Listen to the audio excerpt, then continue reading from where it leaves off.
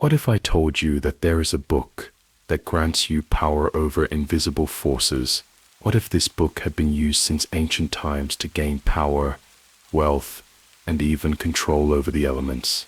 Kings feared it, churches burned it, and those who tried to use its knowledge either achieved greatness or disappeared without a trace. But here's the question: is it really possible to make a pact with a demon? Is there evidence that great leaders used occult forces? And most importantly, what will happen if you try to do it yourself? Today we will uncover the secrets of the most mysterious grimoire in history, Ars Goetia, the book that describes 72 demons and their gifts. But before we begin, remember, some knowledge can never be forgotten. They called it forbidden knowledge, secrets that should never fall into the hands of mortals. Ars Goetia is not just a book. It is a key that can open doors that were never meant to be opened. It appears in medieval texts, was mentioned by alchemists, magicians, and even inquisitors. Imagine a manuscript covered in mysterious symbols, its pages hiding descriptions of demons, their gifts, and the rituals to summon them. But here's what's interesting. Despite centuries passing, it has never been destroyed. It survived witch hunts, church trials, and book burnings. Even today, it exists in open access, though few dare to use its secrets, because those who tried didn't always return. Ars Goetia describes 72 spirits, which according to legend, were summoned and controlled by King Solomon. Is this true, or just a medieval fabrication? And if it's merely a myth, why are there still people in the 21st century who continue to perform rituals from this book? Some claim it grants power, others say it opens doors best left closed. But one thing is certain: the knowledge it contains is not meant for the weak-minded. The history of this book begins in the dark depths of the Middle Ages, but its roots go much deeper. Legends say that Solomon's wisdom allowed him to subdue demons, forcing them to build grand temples, reveal the secrets of the universe, and bring treasures. But who are these spirits? Watia's spirits, did they truly serve man, or were they merely waiting for him to make a mistake? The first mentions of Ars Goetia can be found in the so-called Lesser Key of Solomon, a collection of texts that emerged in the 16th century, though some believe the knowledge within dates back to ancient Mesopotamia and Egypt. They were hidden from the eyes of the uninitiated, as it was believed these texts could drive a person mad, or doom their soul to eternal torment. One of the most famous practitioners who studied these texts was John Dee, the court astrologer and magician of Queen Elizabeth I. His pursuit of knowledge led him to develop Enochian magic, but some say a copy of Ars Goetia was also in his library. Did he use it? No one knows for sure, but his writings are filled with hints of contact with spirits who revealed the future to him. But it wasn't just magicians who were interested in this knowledge. History holds accounts of figures like Napoleon and Adolf Hitler searching for occult artifacts that could grant them power. Was this grimoire among them? In 1946, the Allies uncovered a vast archive of the Third Reich's occult research, and some scholars believe Ars Goetia may have been among them. So what does this book offer? Each demon within it has a unique domain. Some promise power over the elements, others, wealth or wisdom. For example, Baal, the first demon in the list, grants the ability to become invisible, which in itself offers countless possibilities. Vasago helps find lost things and learn the future, but there are darker forces as well. Garp, who grants power over death, or Belphegor, who tempts with wealth in exchange for a human soul. The summoning rituals are complex and come with many warnings. According to the texts, even the slightest mistake can cost one's life or sanity. Demons do not serve for free. They always take their price. Some magicians of the past left behind warnings. If you don't know what you're doing, don't read this aloud. Interestingly, even today, people claim to have used these rituals. In the 1970s, There were multiple reports of groups attempting to summon the spirits of Ars Goetia in abandoned churches across Europe. The results varied. Some claimed to have received what they asked for, while others disappeared or died under mysterious circumstances. There is no documented proof, but eyewitness accounts make one wonder. So what should one do with this information? You can treat it as a legend, or as a key to power. But one thing is certain: those who seek knowledge must be prepared to accept its price. Because as one medieval magician wrote, demons always give you what you ask for, but they always take more than you expect. Now the question is, would you dare to open the pages of this book and discover what ancient forces are hiding? What if I told you that the most powerful people in the world did not merely rule nations, but possessed knowledge that extended beyond human nature? What if the secret to their power was not just military strength or political cunning, but the ability to command entities unseen by ordinary eyes? For centuries, kings, emperors, and great conquerors turned to occult forces, seeking not just support, but absolute control. They believed that through magical rituals and pacts, they could obtain wisdom that allowed them to command the masses, dominion over the elements, protection from conspirators, and even the gift of immortality. But what price did they pay for such knowledge? And most importantly, did they truly receive what they desired? One of the earliest and most well-known rulers, said to have subjugated demons, was King Solomon. His name is shrouded in mystery, and his reputation as a sage intertwines with stories of magical artifacts and occult rituals. According to legend, Solomon not only communicated with God, but also possessed a ring that granted him power over invisible spirits. This ring, known as Solomon's Ring, was said to be the key to his might. With it, the king allegedly subdued 72 demons, who assisted him in constructing the Great Temple of Jerusalem. Interestingly, this story first appears in the Talmud and the Testament of Solomon, written centuries after his reign. However, even in the Bible, there are hints that Solomon possessed supernatural knowledge. But what if this story is not just a myth? Some researchers argue that Solomon's mystical knowledge could have been real. In medieval European grimoires, his methods are mentioned as being studied and replicated by alchemists and magicians who sought to perform the same rituals. What if his ring was not merely a symbol of authority, but an actual magical artifact capable of manipulating the energies of other realms? If King Solomon truly had power over demons, how did he control them? The book Ars Goetia describes a complex hierarchy of demonic entities, resembling an organized military structure.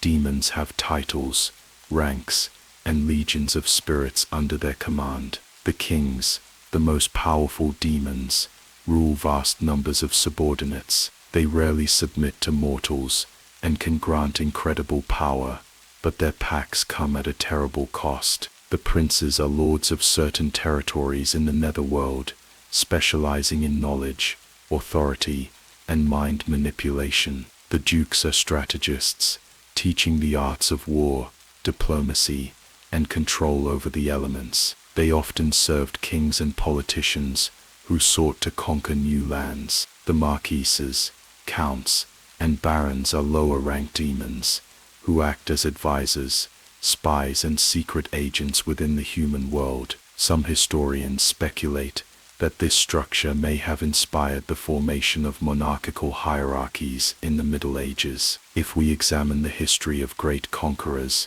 we can find numerous mentions of their possession of hidden knowledge that gave them an advantage. Napoleon Bonaparte believed in prophecies and consulted occultists before crucial battles. His victory at Austerlitz, known as one of the most brilliant military maneuvers in history, was foretold by his personal seer. One of the most controversial leaders of the 20th century and his inner circle actively searched for ancient artifacts which they believed could grant them power. The Thule Society, which existed in Germany in the 1920s, openly studied books on demonology and mystical texts. Did they truly seek a way to conquer the world using demonic forces? And this is only the tip of the iceberg. History holds many more rulers who turned to dark forces in pursuit of absolute power. But is it still possible to make such a pact today? In the modern world, where technology seems omnipotent, people continue to seek out mysterious rituals. Some grimoires are still used within secret occult orders. They do not merely describe rituals, they warn of their consequences. Every pact has its price. On the internet, one can find stories of people who have attempted to summon spirits from Ars Goetia. Many claim that after doing so, their lives began to change in eerie ways. Sudden misfortunes, the disappearance of loved ones, strange shadows appearing in their rooms. But the main question remains, is this reality, or merely a trick of the mind, attempting to connect mysticism with coincidental events? Could it be that those who have delved too deeply into this knowledge have opened doors that should never have been unlocked? And if so, what happens on the other side of those doors? Has anyone walked this path and returned to tell the truth? Is there a limit to human ambition and the forces it attempts to control? Some claim that all these stories are fabrications, but why then do occult orders continue to preserve these texts? Why do they pass them down from generation to generation, attributing to them meanings that extend beyond logic? Could it be that those who possess this knowledge truly have the ability to shape the world? But the most important question remains. If the power described in Ars Goetia is real, then who truly rules our world? Are there those among us who have secretly forged pacts, gaining power beyond our comprehension? And if so, what will happen when one of them decides that it is time to reveal this secret to everyone? For centuries, those in power have sought forces beyond human comprehension, believing that their destinies were not shaped by mere chance, but by hidden forces operating in the shadows. The ancient occultists, the medieval sorcerers, and even modern political figures all seem to share a common trait: the relentless pursuit of influence, knowledge, and control. What if the key to their success was not merely strategic brilliance or military superiority, but something more, something that existed outside the realm of ordinary perception, hidden within forbidden books and whispered incantations? From the temples of Babylon to the courts of Renaissance Europe, magic and politics have always been entwined. The oldest civilizations believed that rulers were not merely chosen by divine will but were in direct contact with the unseen world. The priests of Egypt held secret rites to communicate with the gods, and some of these rituals were eerily similar to later descriptions of demon summoning in medieval grimoires. The Akkadian king Sargon of Akkad claimed to have divine favor, but what if his power stemmed from a different kind of force? One that did not belong to the heavens but rather to the abyss. History is littered with accounts of rulers and influential figures who were rumored to have made pacts with supernatural entities. John Dee, the advisor to Queen Elizabeth I, was more than just a scholar. He was a magician who sought to communicate with angels, but the nature of those beings remains debatable. His seances and the enigmatic Enochian language he claimed to have discovered are eerily reminiscent of the demonic invocations described in later occult texts. Dee was not alone. Many in the Elizabethan court believed that the balance of power was influenced not just by politics and war, but by forces that few dared to acknowledge. Napoleon Bonaparte, a man of extraordinary ambition and seemingly superhuman endurance, is said to have carried a talisman with inscriptions linked to Kabbalistic traditions. He consulted astrologers before battles, and many believed that his meteoric rise was due to something beyond mere military genius. Even when he was finally defeated, legends persisted that he had not lost because of human efforts, but because the unseen forces that had once aided him had abandoned him. One of the most controversial leaders of the 20th century, whose name is often associated with unimaginable darkness, was deeply involved in occult research. His inner circle sought relics such as the Spear of Destiny, which was believed to grant its possessor the power to control the fate of nations. The secret societies that operated in the background of his regime delved into ancient texts, conducting experiments and rituals with an obsession that went beyond mere curiosity. Some believe they were searching for a way to harness energies beyond the physical world, while others claim they may have succeeded, but at an unspeakable cost. But these figures are from the past. What about today? In an age where technology dominates, could there still be those who use the old ways, the forbidden knowledge, to shape the course of history? Some researchers suggest that many world leaders still consult with secretive groups, engaging in rituals that the public would dismiss as superstition. The modern world may no longer burn witches at the stake, but the pursuit of hidden power has not vanished. Instead, it has become more concealed, more refined, hidden beneath layers of misinformation and secrecy. The question remains, how do these individuals communicate with forces beyond human understanding? Throughout history, detailed accounts of rituals have survived in texts that were never meant to be read by ordinary eyes. Ars Goetia is perhaps the most infamous, but it is far from the only one.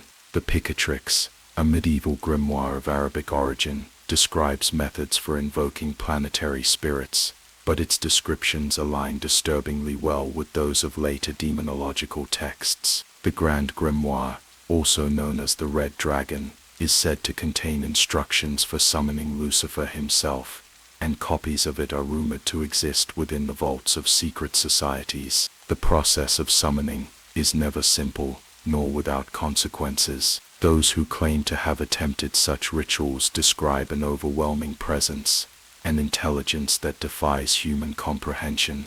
The summoner must often create protective circles, inscribed with symbols that are meant to bind the entity and prevent it from breaking free. Incantations must be precise. One mistake, and the summoner risks losing control. The most chilling accounts speak of shadows moving on their own, whispers in languages the summoner never learned, and a creeping sense of something watching from just beyond the veil of reality. But what do these beings demand in return? The most ancient texts speak of offerings, sometimes mere tokens, sometimes sacrifices of a more personal nature.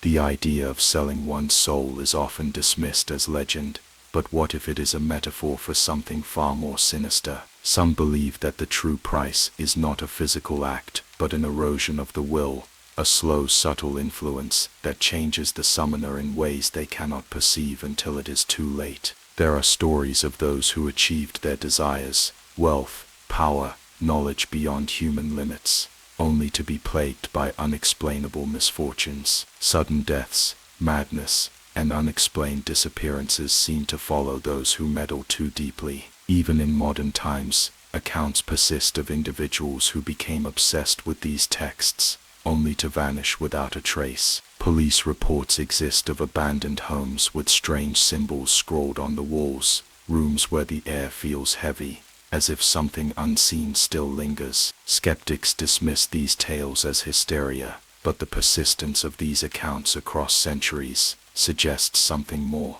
Could it be that the figures we admire, the leaders we follow, have engaged in such rites in secret? Could some of them have struck deals that ensured their success at the cost of something we cannot yet comprehend? Even those who claim to be mere researchers of these topics often find themselves drawn in, unable to escape the allure of hidden knowledge. The deeper one goes, the harder it becomes to turn back. Those who study these texts for too long often report vivid nightmares, strange synchronicities, and the overwhelming feeling that they are being observed. Some say this is paranoia, the natural result of immersing oneself in the unknown, but others whisper that the knowledge itself is alive, that once you have seen it, it sees you in return. If history has taught us anything, it is that power is never freely given.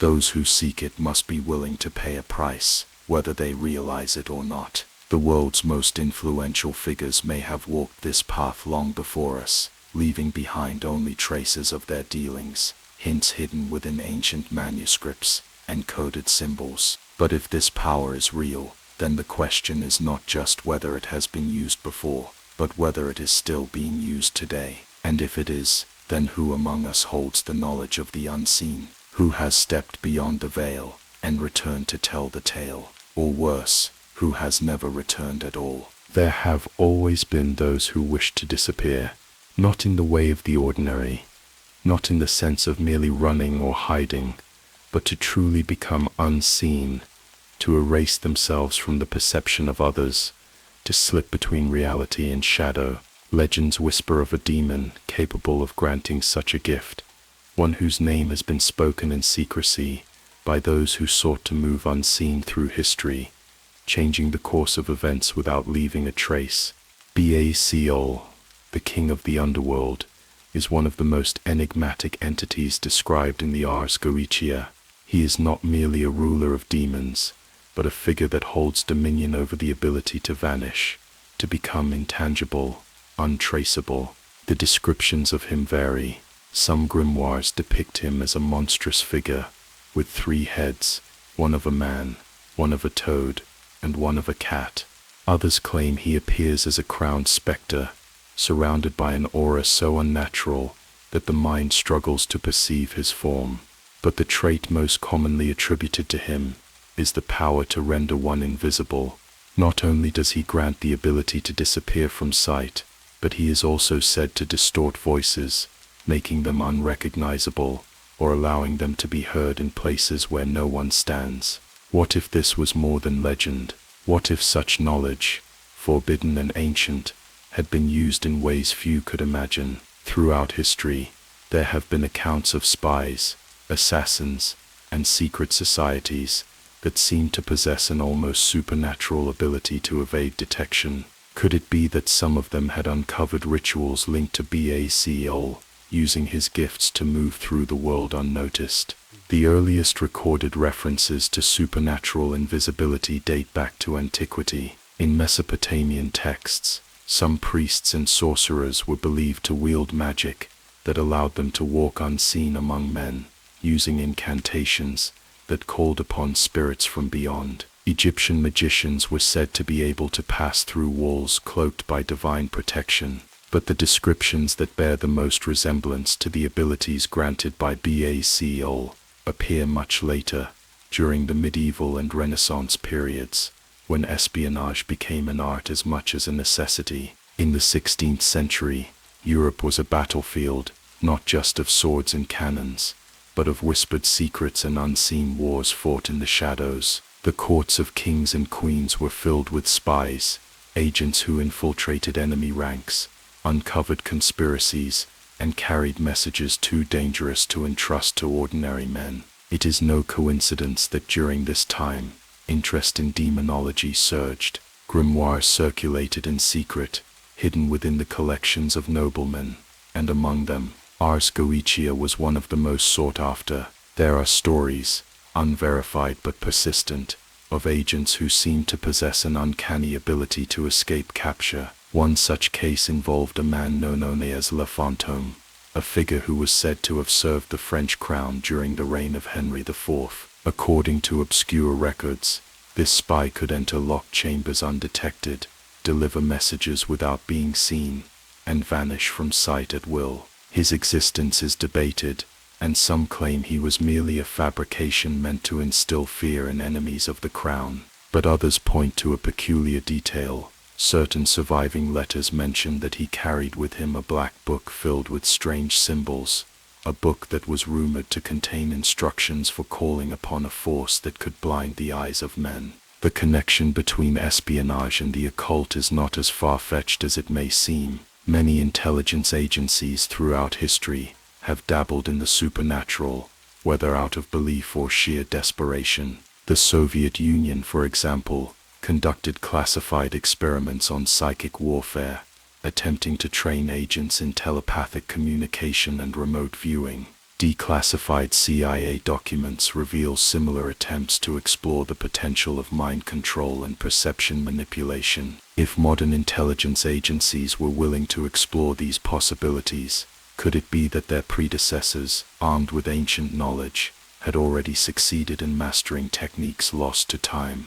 The idea of supernatural invisibility appears again in the case of Edward Kelly, an associate of John Dee. While Dee sought divine wisdom, Kelly was rumored to have been far less scrupulous. Some accounts claim he experimented with rituals from Ars Goetia, attempting to summon spirits that could grant him not only knowledge, but the ability to move unseen. There is no definitive proof that he succeeded, but after his death, certain artifacts were found among his belongings, including a mirror that was said to show visions of things hidden from human eyes. Even into the 20th century, there were those who sought the power of disappearance. One of the most mysterious figures of World War II, known in some circles as the Ghost of Berlin, was a man believed to have infiltrated Nazi intelligence, passing through enemy lines undetected. His name does not appear in official records, but certain surviving accounts suggest that he had knowledge of the occult,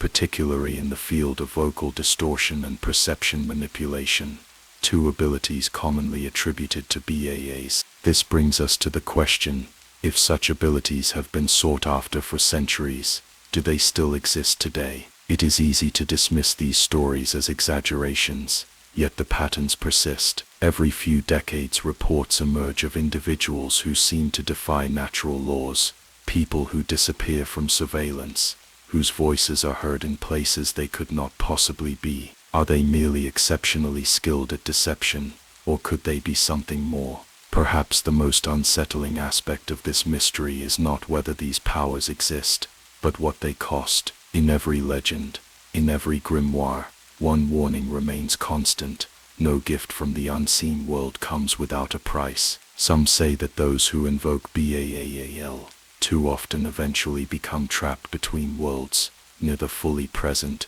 nor entirely absent, their existence flickering like a candle caught between light and shadow. There are whispers that some of the world's elite still consult certain texts, seeking ways to remain hidden in plain sight. What if the ability to become invisible has evolved beyond mere physical disappearance? What if it now manifests as a form of influence so subtle, so deeply woven into society, that those who wield it can control events without ever being noticed? If Baal's power is real, then who holds it now? Could there be those among us who have unlocked the ancient secrets of vanishing, not by stepping into the shadows, but by manipulating the very perception of reality itself? And if they exist, how would we ever know? There are names that whisper through the ages, passed in secrecy between those who seek knowledge beyond the limits of human understanding, names that appear in hidden manuscripts, in the confessions of alchemists, in the forbidden texts that were hunted and burned by the church. Among these names, one stands out: Paimon.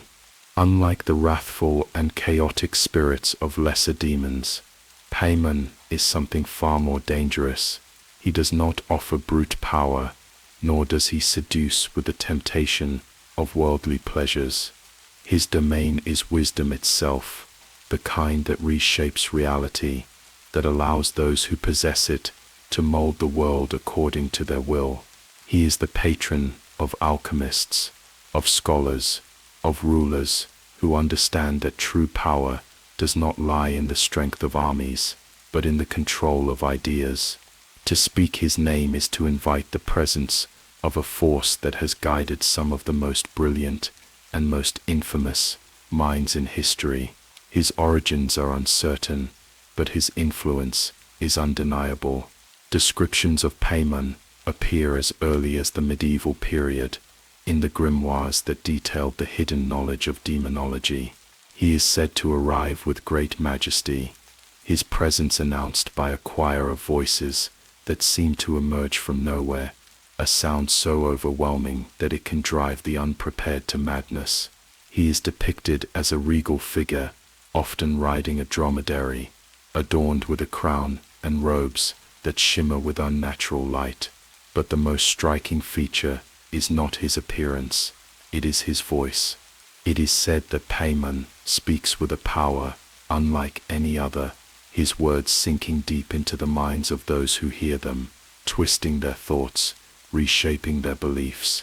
His mastery of rhetoric and persuasion is unparalleled. Those who invoke him do not merely gain knowledge, they gain the ability to control knowledge, to manipulate the way it is perceived and understood, a gift that has made him invaluable to those who seek to influence history from the shadows. It is no coincidence that his name appears in connection with the alchemists of the Renaissance, during a time when science and mysticism were intertwined, when men of great intellect sought to unlock the secrets of existence. Paimon was often called upon as a guide.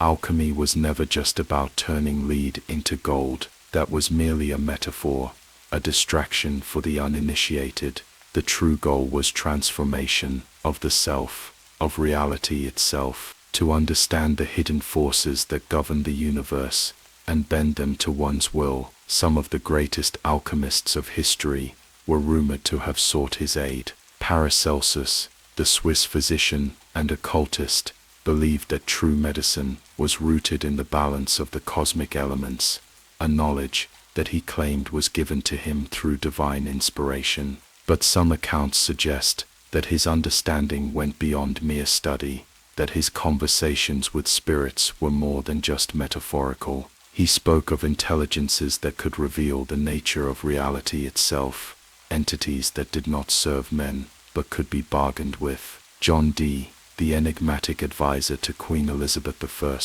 was another who may have known Paimon's name. While Dee is most often associated with his attempts to communicate with angels through Enochian magic, the boundaries between angelic and demonic knowledge were never as clear as the Church wanted people to believe. There are passages in Dee's writings that suggest he sought something beyond mere spiritual guidance, something that could grant him true dominion over the forces of nature. His infamous obsidian mirror, said to reveal visions of hidden truths, is still preserved today. But what did he truly see when he gazed into it? Even Isaac Newton, whose mind shaped the foundation of modern physics, had a deep fascination with alchemy. Among his private writings, which were discovered long after his death, were extensive notes on the Emerald Tablet, a cryptic text believed to contain the key to ultimate wisdom. Newton was obsessed with the idea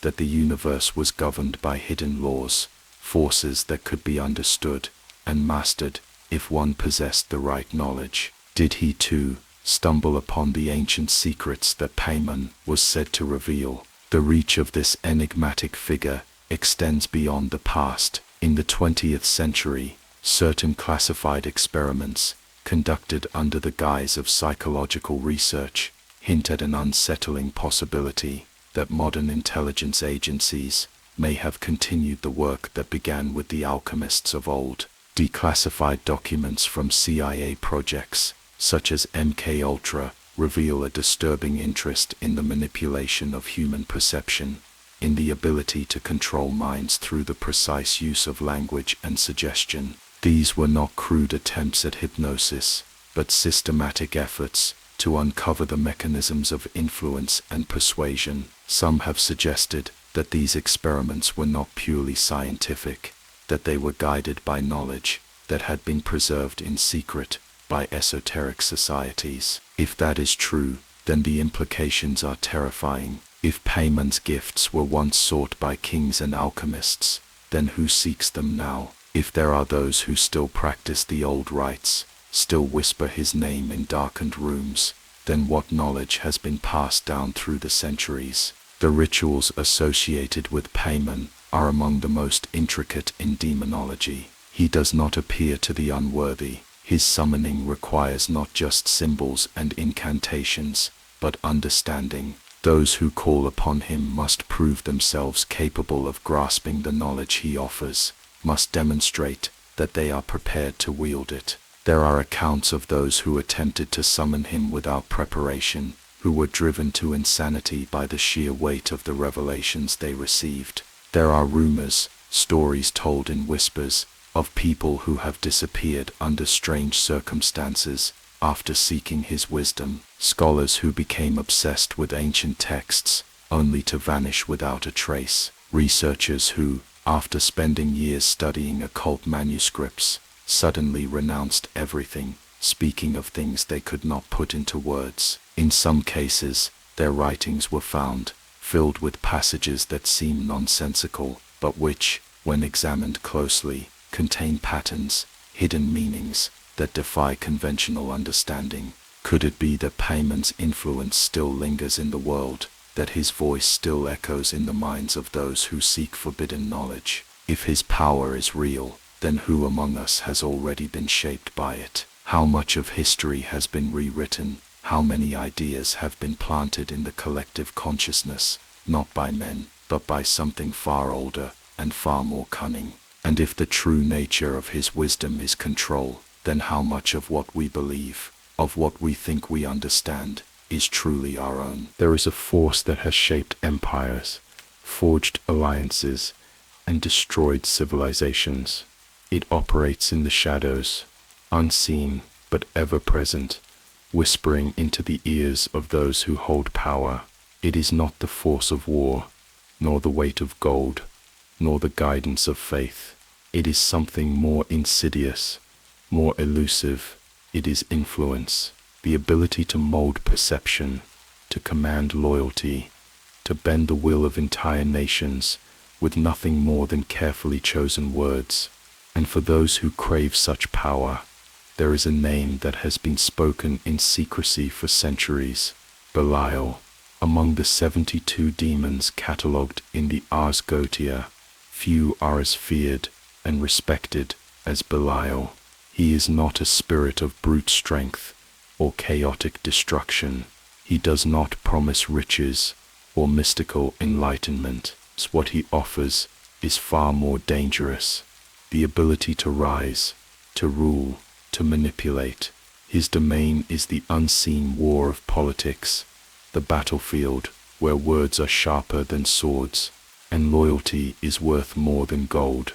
He does not merely grant power, he shows his followers how to seize it, how to hold it, how to wield it with such precision that none will dare challenge them.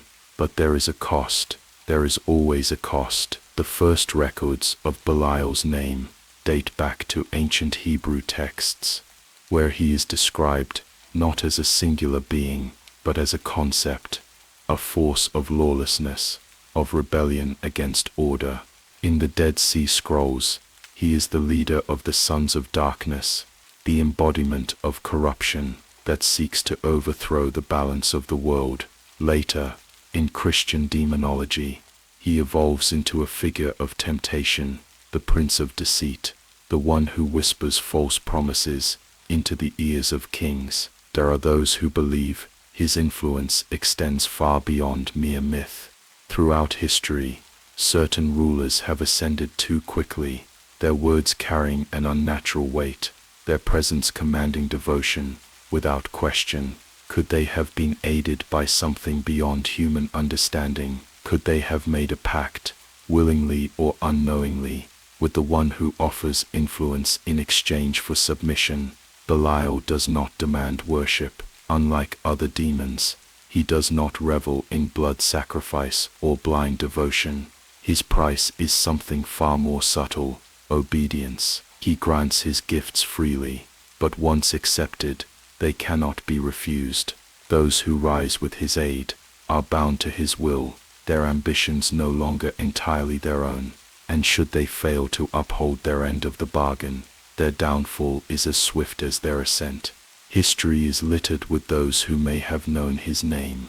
One of the most infamous examples is Guise d'Ere, a nobleman and military leader who fought alongside Joan of Arc. He was a man of charisma and cunning, rising to immense power at a young age, his influence stretching far beyond what his position should have allowed. But something changed. He became obsessed with rituals, with the pursuit of hidden knowledge, and his downfall was as spectacular as his rise. Accused of unspeakable crimes, he was executed, his legacy reduced to horror and disgrace. Some believe he sought a force beyond human comprehension, and in doing so, sealed his fate. Napoleon Bonaparte, too, is often associated with an almost supernatural ability to command loyalty. He was not merely a military strategist.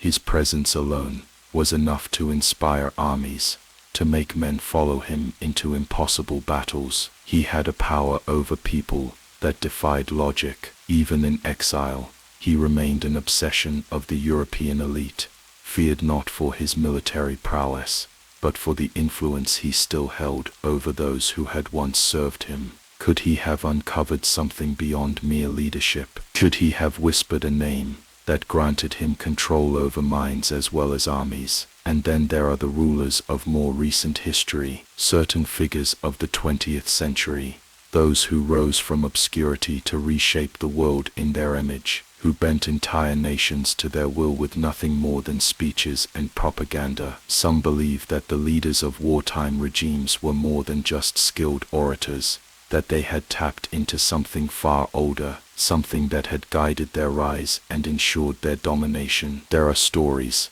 buried within classified documents and personal accounts, of rituals conducted by secret societies, of pacts that were rumored to have been made. Even beyond the political sphere, Belial's influence has been sought by those who understand that power is not always taken by force, but by perception. Some of the most successful figures in business, media, and entertainment have displayed an almost unnatural ability to command attention, to shape public opinion with terrifying ease. Could it be that the methods used in ancient courts and secret orders still exist today, hidden beneath layers of modern sophistication? The rituals said to invoke Belial are not for the faint of heart. Unlike other demons, who require elaborate summoning circles and offerings, Belial is said to come willingly to those who are worthy. His presence is overwhelming, his voice like a command that cannot be disobeyed. Those who have claimed to encounter him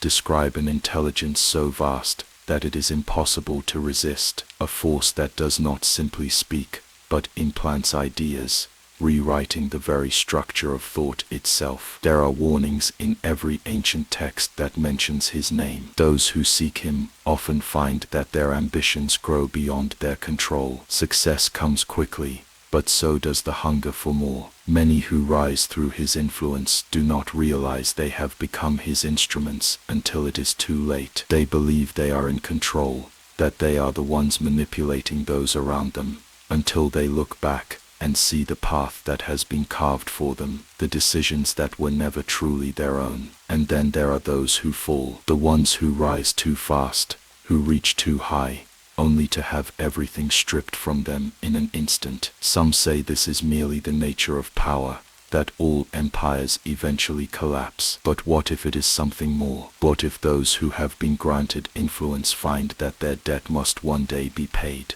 Even now, there are those who whisper that certain leaders, certain figures in positions of global influence, may not be acting entirely of their own will, that some decisions, some policies, some conflicts may be guided by forces beyond human understanding. Could Belial's hand still be at work, shaping the world through those who believe they hold power? And if that is true, then who truly rules? And what happens when the debt is finally collected? Desire is the oldest of all forces. It shapes kingdoms, drives men to war, and bends the will of even the strongest souls. Love, lust, obsession. These are forces, as powerful as any weapon, capable of breaking even the mightiest rulers and turning them into beggars. Throughout history, those who understood this power sought ways to control it, to twist the emotions of others to their own desires. Some used charm, others wealth, and the most desperate turned to something far darker. Then they whispered the name of a demon, whose very presence could ignite passion, whose power could strip away resistance, and leave even the coldest hearts burning with unbearable need. Citri, among the spirits catalogued in the Ars Goetia, Citri is unique. He is neither a warlord nor a corrupter of nations. He does not grant riches or wisdom. His gift is more primal, more dangerous, the ability to command love and lust, to manipulate attraction and devotion as one pleases. He does not promise love freely given. He grants dominion over the affections of others, bending their emotions until they can no longer resist. To call upon Sitri is to demand power over the most unpredictable of all human emotions, and for that reason, even the most seasoned sorcerers feared him. The earliest records of supernatural love spells date back to the ancient world. The Egyptians, Greeks, and Romans all had their own rituals, their own prayers to gods and spirits who could sway the hearts of lovers. But where divine magic relied on blessings and fate, darker methods sought to force the inevitable, to twist free will into submission. Clay tablets from Mesopotamia detail spells designed to make a desired person fall into uncontrollable longing. Papyrus scrolls from Egypt speak of incense burned under the moon, of whispered incantations meant to stir an unbearable passion. Some of these rituals were said to work so effectively that those ensnared would lose all reason, pursuing the spellcaster with an intensity that bordered on madness. But these spells were nothing compared to what was written in the grimoires of medieval Europe. During the Renaissance, as interest in the occult flourished, stories began to surface of those who sought the ultimate weapon in matters of love, the ability to create desire where there was none, to take the affections of another by force of will alone. It was in these forbidden texts that Sitri's name appeared. He was described as a winged leopard that took the form of an incredibly beautiful man when summoned. His voice could melt the coldest heart. His gaze alone could inspire reckless passion.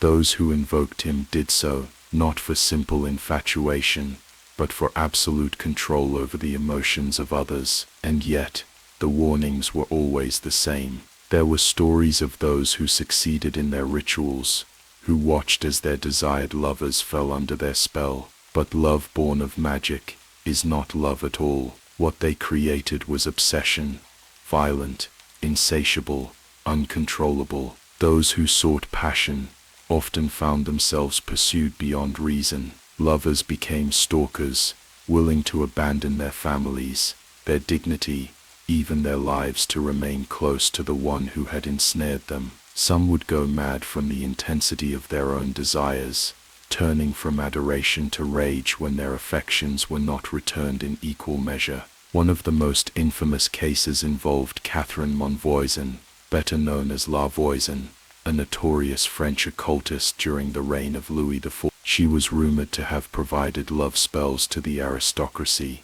using blood, herbs, and whispered invocations to Sitri to bend hearts to her client's will. But the results were often disastrous. Some of her spells were said to have driven noble women to insanity, their emotions burning so hot they could no longer control themselves. Others found that their newfound lovers quickly turned violent, their love twisting into something darker, something uncontrollable. Then there is the case of Dr. Johann Weyer, a 16th century physician and demonologist, who documented reports of Sitri's influence in his writings. He recounted tales of men and women who sought to use the demon's gifts only to be consumed by them. One particular account described a nobleman who, desperate for the love of a woman who had rejected him, performed a ritual to summon Sitri. Within days, she became infatuated with him, unable to bear being apart from him,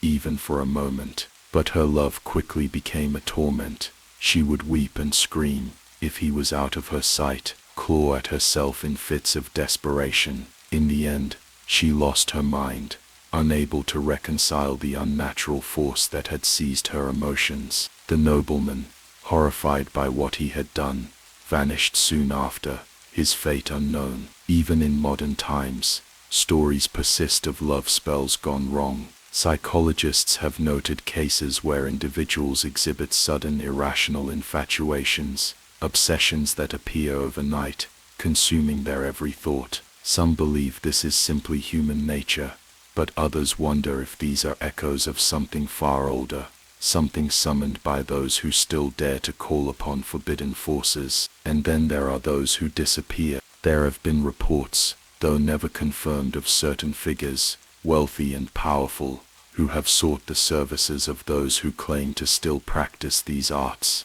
There are whispers of individuals who suddenly find themselves bound in toxic, inescapable relationships, their thoughts no longer entirely their own. Some of them break free, others do not. Some vanish, their names erased from history, as if they never existed at all. The greatest irony of all is that those who summon Citri rarely find happiness. The very nature of his gift ensures that it is fleeting, that it is unstable. True love cannot be forced, and yet, those who seek him believe they can control what was never meant to be controlled. The result is always the same: chaos, destruction, despair. The realization that what they have created is not love, but an illusion. And yet, the temptation remains. Even now, in the modern age, there are those who believe in his power, who believe that with the right words, the right offerings, the right invocation, they can hold in their hands the hearts of others. But at what cost? Because love, when twisted by magic, is no longer love. It is a curse, and once the fire is ignited, it cannot be undone. There are forces in this world that defy human understanding, forces that shape the earth, command the skies, and dictate the course of history without ever revealing themselves.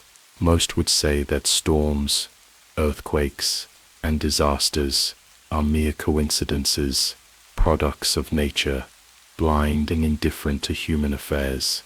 But what if this was not entirely true?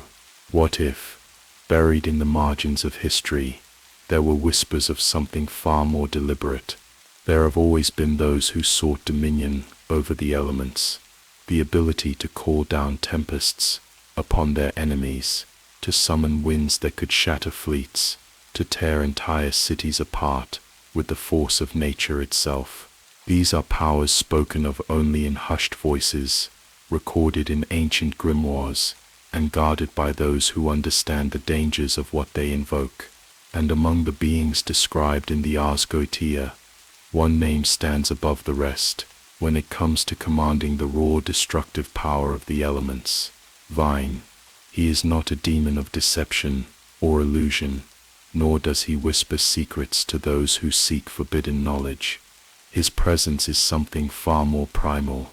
He is the bringer of storms, the ruler of the winds, the force that reduces empires to dust. He is described as a great warrior, a king of spirits, who appears riding a black lion, a serpent coiled in his grasp. His gaze alone is said to pierce through falsehoods, revealing truths that others seek to conceal. But it is his command over the natural world that makes him truly feared.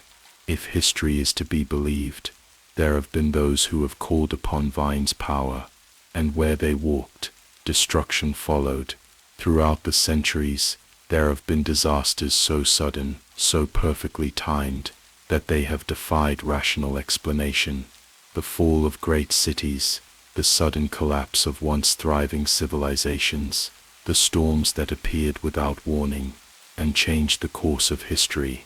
Some of these events have long been attributed to chance, to fate, or to divine punishment.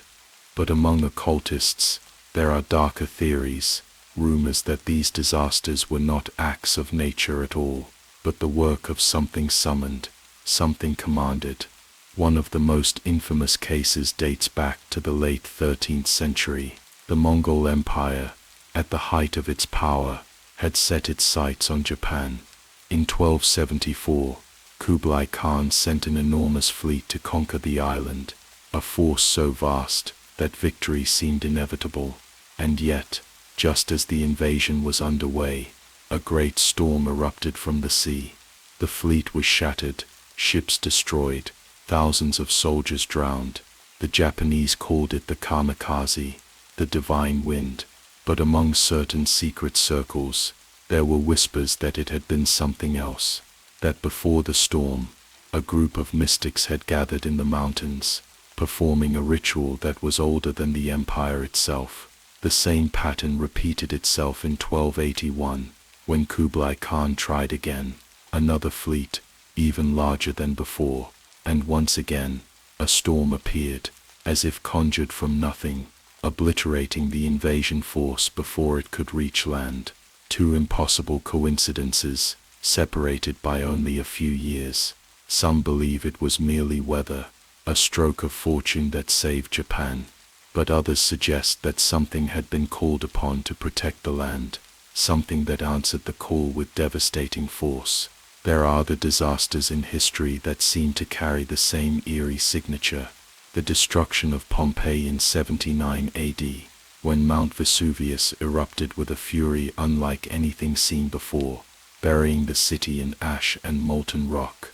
Officially, it was a natural event, but records from the time mention strange omens, sightings of figures in dark robes, gathered near the mountain in the days before the eruption. Some scholars have dismissed these as mere superstitions, but could they have been something more? Then there is the Great Storm of 1703, one of the deadliest hurricanes ever recorded in England.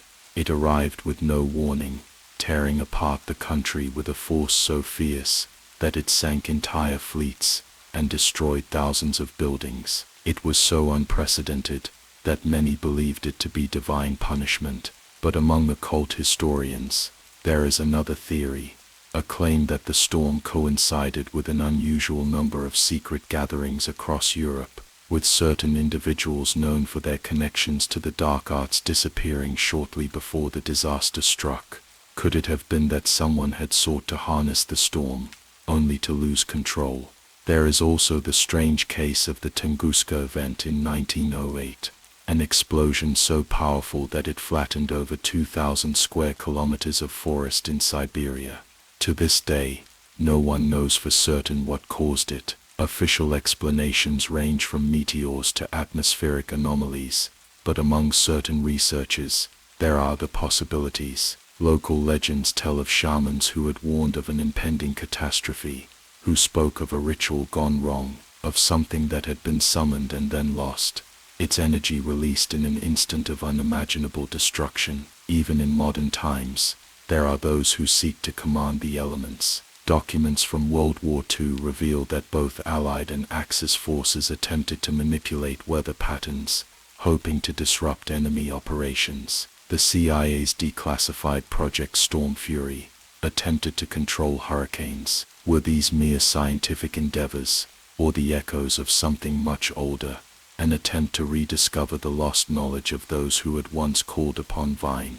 But there is always a danger. Throughout history, those who have sought to summon forces greater than themselves have found that control is an illusion. The power that Vine grants does not come without consequences. Many who have claimed to have called upon him have spoken of a force that does not simply obey commands, but acts according to its own will. There are accounts of summoners who sought to bring ruin upon their enemies, only for disaster to turn upon them instead. There are stories of those who disappeared after their rituals, their names erased from history. Researchers who delve too deeply into forbidden texts, only to vanish without explanation. Some believe that the act of summoning a force like Vine does not end when the ritual is complete, that those who call upon him may find themselves marked, watched, their fates no longer their own. And if such a being exists, if the disasters that have shaped our world were not merely acts of nature,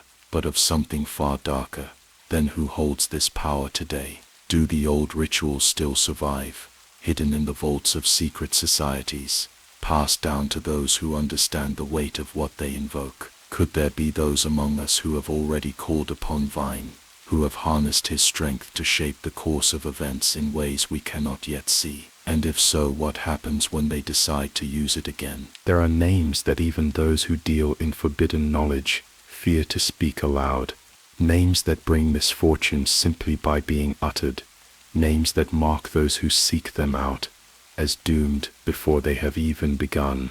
Among the 72 demons of the Eris Godesha, there are many who promise wisdom, wealth, or influence, spirits that bargain with mortals in exchange for a price. But there is one whose name is associated with nothing but destruction, whose presence brings chaos so absolute that even those who have spent their lives studying the darkest arts avoid him at all costs. Andres. He does not offer fortune or prosperity. He does not grant protection, nor does he give his summoners the power to manipulate others. What he brings is ruin, swift, violent, and total. He is the force that shatters alliances, the whisper in the dark that turns friend against friend, the hand that ignites wars that can never be undone. And yet, there are those who seek him out, those who believe that through chaos they will find truth. They are the ones who think they can control what cannot be controlled. Andres is described as a warrior of terrifying presence. He appears as a man with the head of an owl, his gaze cold and calculating, a long, sharp sword in his hands. He rides upon a black wolf, his presence surrounded by a sense of imminent destruction. In every account that mentions him, there is one common theme: death follows wherever he goes. Unlike other demons, who require complex rituals and offerings, Andres does not need to be convinced to act. He exists to create disorder, and the moment he is invoked, he sets his work into motion. Throughout history, there have been those who sought his power, believing that if they could direct his chaos, they could use it to their advantage. The results have always been the same. He does not discriminate, does not offer loyalty, does not serve anyone's will but his own. Those who summon him believe they are in control, until they realize too late that they are merely pawns in his game. There are stories, buried in the annals of history, of betrayals so profound, so sudden, that they defy logic. Kings who trusted their most loyal advisors, only to be struck down by them without warning. Families torn apart by rifts that could never be healed. Entire cities that fell into anarchy for no apparent reason, as if something unseen had whispered madness into the hearts of their people. One of the most famous cases linked to Andres dates back to the fall of Constantinople in 1204 during the Fourth Crusade. It was a betrayal unlike any other in history. The Crusaders, who had been sent to fight the infidels in the Holy Land, instead turned their weapons against their own allies, sacking the greatest Christian city in the world. Historians have debated the causes of this betrayal for centuries. Was it greed? Was it manipulation? Was it simply human nature? Or was it something else? There were rumors, even at the time, that certain individuals within the Crusader ranks had sought out darker forces to ensure their victory. The destruction of Constantinople was so complete, so senseless, that even those who took part in it seemed to be caught in a trance, as if they were no longer in control of their own actions. Then there is the case of Gilles de Rais, the once great French nobleman and military commander who fought alongside Joan of Arc. His fall from grace was so shocking, so extreme, that many believe something unnatural had a hand in it. He went from being one of the most respected warriors in France to a figure of absolute horror, accused of unspeakable crimes. Some believe he turned to the occult in his later years, that he sought power beyond the mortal realm. And there are those who claim that among the rituals he conducted in secret, the name of Andres was spoken. Even in more recent history, there have been events that bear the mark of Andres, wars that began without reason, assassinations that shattered the course of history, political betrayals that defied all logic. The assassination of Archduke Franz Ferdinand in 1914, the spark that ignited World War I, was an event so improbable, so filled with coincidences and unexplained turns, that some have wondered if it was truly the work of men alone. The assassin, Gavrilo Princip, was part of a group that believed they were acting in the name of freedom, but the war they unleashed brought nothing but devastation. There are reports, though unconfirmed, of certain political figures throughout the 20th century who became obsessed with the concept of controlled chaos. Intelligence agencies have long understood the power of destabilization, the ability to create disorder as a means of gaining control. But what if, In their pursuit of such strategies, they stumbled upon something far older than modern warfare. Some declassified documents suggest that during the Cold War, both the Soviet Union and the United States investigated occult practices as a means of psychological warfare. There were rumors of experiments designed to harness supernatural forces, of classified projects that dealt with much more than espionage and propaganda. Could it be that some of these efforts went further than anyone realized? Even those who have merely attempted to study Andros's nature have reported strange occurrences, books that disappear without explanation, pages that seem to rewrite themselves, researchers who suddenly turn against one another, their alliances crumbling overnight. Some say it is simply paranoia. Others believe it is proof that Andros does not need to be summoned to act. He merely needs to be noticed. But why would anyone seek him out, knowing the destruction he brings? Because in the wake of absolute chaos, something new is always born. Andros does not simply destroy for the sake of destruction. He tears down the old to make way for something else. Those who survive his influence often find themselves irrevocably changed. Some believe that his true gift is not destruction, but transformation, that through ruin, he forces those who call upon him to confront the truth of who they really are. But how many survive long enough to understand that truth? There are accounts of individuals who have walked away from Andros's influence, though they are rare.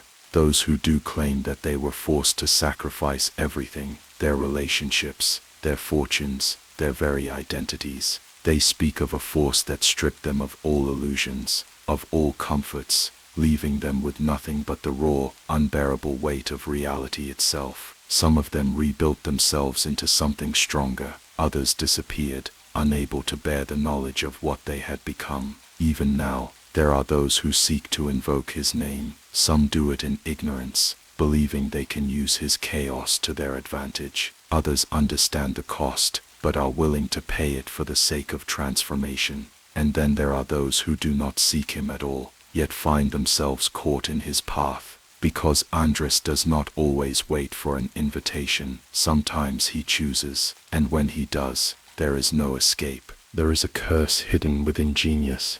It lingers behind the greatest works of art, woven into the words of poets who vanish before their time, into the brushstrokes of painters who see visions others cannot bear. History has shown again and again that the brightest flames burn the fastest, that those who create beauty often walk a path toward madness. Some say it is the burden of genius, the natural weight of seeing the world in ways others cannot. But what if it is something more? What if the force that grants inspiration also extracts a price no mind can endure? There are whispers of a demon who has walked among artists, poets, and musicians for centuries. He does not promise wealth, nor does he offer power in the traditional sense. His gift is one of brilliance, pure, unfiltered creative energy, the kind that shapes history and births movements that change the world. But those who accept it soon find that inspiration is not a gift at all. It is a fire that consumes. His name is Phoenix. He appears as a great bird wreathed in flames, his wings shifting with colors no human eye can fully comprehend. But when he speaks, his form changes. He becomes a man, elegant and noble, his voice carrying a melody that seems to echo through the mind long after it has faded. Those who hear it describe an overwhelming need to create, to put pen to paper, brush to canvas, to translate the impossible beauty of his presence into something tangible. And for a time they succeed, but then slowly the fire turns against them. There have been artists throughout history whose works seemed almost otherworldly, whose creations defied explanation. Their lives followed a pattern, periods of feverish brilliance, bursts of inspiration so powerful they could not sleep, could not eat, could not stop. And then, inevitably, came the descent, madness, despair, a slow unraveling of the mind, until they were lost to their own creations. One of the earliest known cases was the poet Lucretius, an ancient Roman philosopher who wrote De Rerum Natura, a masterpiece so profound that it would influence thinkers for centuries. Yet the circumstances of his death remain shrouded in mystery. Historical accounts claim he went mad, that he took his own life after being driven to insanity by unseen forces. Some believe it was an illness. Others say he saw something he was never meant to understand, that his genius was not his own, but borrowed from something that took more than it gave. Then there was Torquato Tasso, the 16th century Italian poet, whose epic poem Jerusalem Delivered was considered a divine masterpiece. Tasso himself believed that his words came from a force beyond human comprehension. He spoke often of spirits that visited him, that whispered verses into his ears, filling his mind with visions so vivid they eclipsed reality itself. But as his fame grew, so did his instability. He became convinced that he was being watched, that unseen forces were guiding his life, shaping his destiny. He was eventually imprisoned in an asylum, where he continued to write feverishly until the very end.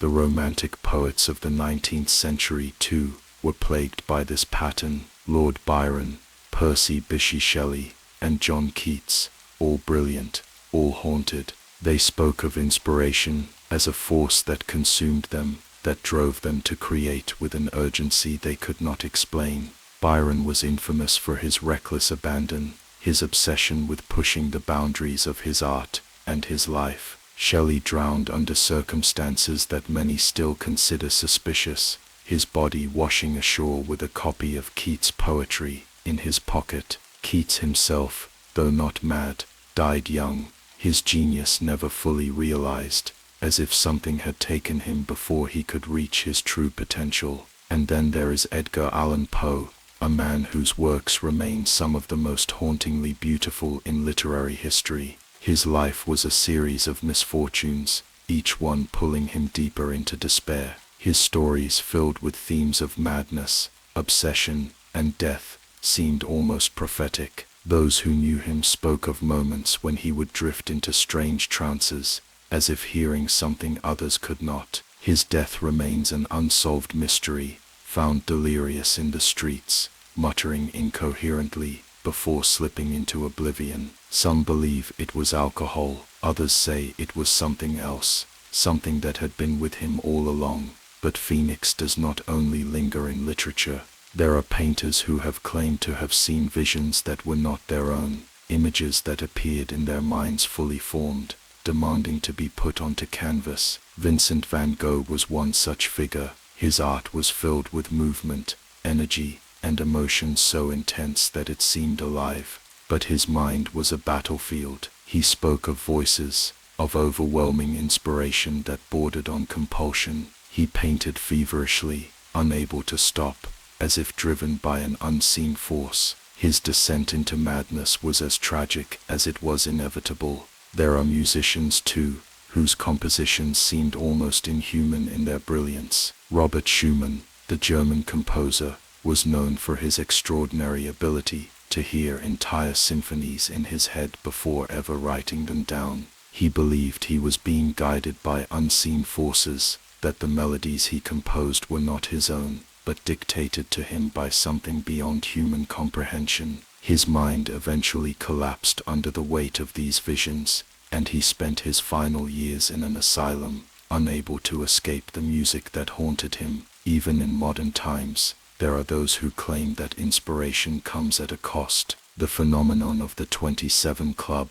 the infamous pattern of musicians who have died at the age of 27, Jimi Hendrix, Janis Joplin, Jim Morrison, Kurt Cobain, Amy Winehouse, has long been a subject of speculation. Some attribute it to the pressures of fame, to the self-destructive tendencies of artistic minds, but others wonder if there is something more. Did they burn too brightly, too quickly? Were they given something unnatural, only to have it taken away? There are those who believe that Phoenix still walks among us, that he continues to offer his gifts to those desperate enough to take them. The rituals to summon him are said to be deceptively simple, requiring only the right words, the right intent. He does not ask for blood, nor does he demand servitude. He only offers the fire of creation. But what he does not say is that the fire does not die once it is lit. It grows, it consumes, until there is nothing left but ash. Those who have sought him out speak of sleepless nights, of ideas that will not leave them alone, of a compulsion to create so intense that it feels like possession. They describe hearing whispers in the silence, seeing images in the darkness, feeling a presence behind them as they work. Some have vanished, their works left unfinished, their minds too fractured to continue. Others have destroyed their own creations in moments of panic, convinced that they had tapped into something they were never meant to touch. Because Phoenix does not give inspiration freely, he lends it, and when he comes to collect, there is no bargaining, no escape. And so the question remains, how much would you give to be remembered, to create something that outlives you, something that shapes the world long after you are gone? Would you give your sanity? Would you give your soul? Because there are those who already have, and now there is no way back. There is a force hidden beneath the surface of every conversation, behind every glance, buried in the spaces between words. It is the force of deception and revelation, of secrets concealed and truths exposed. Every person who walks this earth is a maze of untold stories, of motivations they dare not share, of lies they have told, and truths they have buried deep within themselves. But what if there was a way to see through it all? What if there was a power that could strip away the mask every human wears, leaving them exposed, their thoughts as clear as written words? There are those who believe such a power exists, that in the darkness of the occult, in the pages of forbidden grimoires, lies the key to unlocking the hidden minds of others. And among the demons, catalogued in the Ars Goetia, one name stands out as the master of this art, the one who reveals all, the one who shatters illusions and forces the truth to the surface, Guzhan. He is not a demon of violence, nor of destruction. He does not manipulate the physical world, nor does he whisper promises of wealth or power. His gift is perception, absolute, unfiltered perception. He is the force that strips away pretense, that allows those who call upon him to see the truth behind every smile, every word, every carefully constructed lie. It is said that he appears as a wise old man, cloaked in mystery, his eyes holding the weight of countless untold stories. Those who encounter him describe an unbearable sensation, as if they themselves are being read, as if every deception they have ever spoken is laid bare before him. And for this reason, he has long been sought by those who deal in secrets, spies, interrogators, con men, and detectives, those who live and die by their ability to read others, to uncover hidden truths, to predict the actions of those who believe themselves unreadable. The history of espionage is a history of deception, of coded messages, and silent wars fought in the shadows. But what if some of the greatest intelligence minds in history had an advantage that others could not comprehend? The earliest references to supernatural mind reading appear in ancient texts, where certain priests and mystics were said to possess the ability to divine truth without a word being spoken. The Oracle of Delphi, the high priestesses of the Greek world, were believed to hear whispers from the gods, revealing hidden knowledge that even kings feared. Some accounts suggest that these oracles were not merely gifted with divine sight, but had learned techniques, perhaps even rituals, that allowed them to see beyond the veil of human deception. But it was in the medieval and Renaissance periods that the idea of supernatural perception truly took hold. The courts of Europe were filled with intrigue, with noble families locked in endless struggles of power and betrayal. It is no coincidence that during this time, occult texts flourished, grimoires that detailed methods for uncovering secrets, for reading the intentions of others before they could act. The Ars Goetia itself, first compiled in the Lemegeton, contains rituals that claim to grant knowledge of hidden motives, and at the center of these rituals, Goujon's name appears again and again. One of the most famous figures associated with this art was the Italian diplomat and philosopher Niccolò Machiavelli. His work, The Prince, is often seen as a manual for manipulation, a guide on how to read the ambitions of others and turn them to one's advantage. Machiavelli himself had a reputation for seeing through deception, for knowing the true thoughts of men, even when they believed themselves unreadable. There is no historical record of him engaging in occult practices, but certain letters suggest that he was fascinated by the idea of perception beyond the ordinary. Some believe that he may have studied the hidden knowledge passed down through secret societies, that he may have uncovered techniques long associated with those who sought Goujon's wisdom. Then there are the strange accounts from the 19th and early 20th centuries, when intelligence agencies began to experiment with techniques that defied conventional science. During the height of European imperialism, British spies in India and the Middle East were rumored to have consulted mystics who could uncover hidden plots simply by gazing into the eyes of those who carried them. Some of these mystics claimed no supernatural ability at all. They simply knew how to listen, how to read micro-expressions, how to pick up on details that others ignored. But others spoke of methods that went beyond human skill, techniques that were said to be drawn from the ancient books of demonology. The use of psychological manipulation in espionage reached new heights in the 20th century. During World War II, both Allied and Axis intelligence agencies sought ways to detect deception.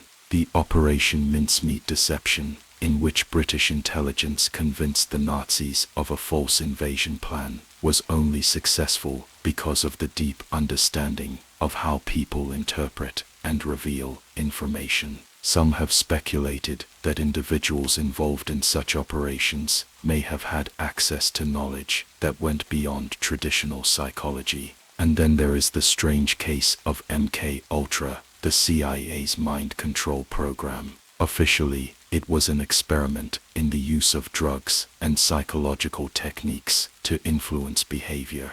But buried within the declassified documents are hints of something far more esoteric. There were efforts to train individuals to detect lies with impossible accuracy, to implant thoughts in others' minds, to perceive truths that were not spoken. Some of the methods described bear an eerie resemblance to the descriptions of Goujon's gifts in ancient texts, methods that claim to grant knowledge of hidden motives without the subject ever realizing they were exposed. Even today, in the modern world, there are those who claim that the ability to read minds is not mere fiction. Some of the greatest poker players, negotiators, and interrogators have an almost supernatural ability to predict the thoughts of others, to detect the moment when someone is withholding the truth. Skeptics will say that it is merely intuition, a honed sense of human behavior. But others believe that some have gone further, that they have tapped into something much older, an art that has been passed down through secret traditions, its origins lost to time.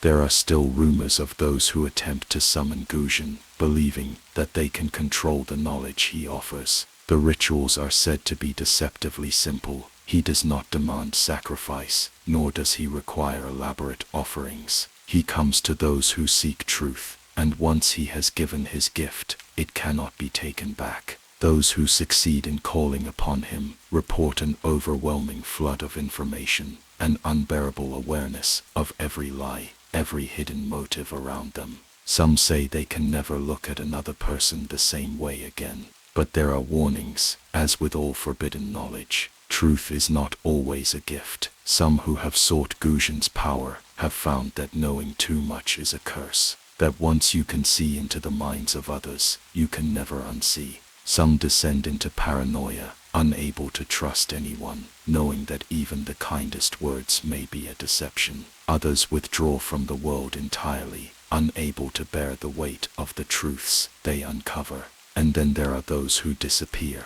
There are stories, unconfirmed, buried in whispers of people who have unlocked something they were never meant to understand, only to vanish without a trace. Were they taken? Did they flee? Or did they simply see something too terrifying to live with? Because in the end, knowing the truth is not always an advantage. Sometimes it is the most dangerous curse of all. The sky has always been a canvas of secrets, long before telescopes pierced the darkness of space, before satellites mapped the heavens, before humanity even understood the vast emptiness beyond its fragile world.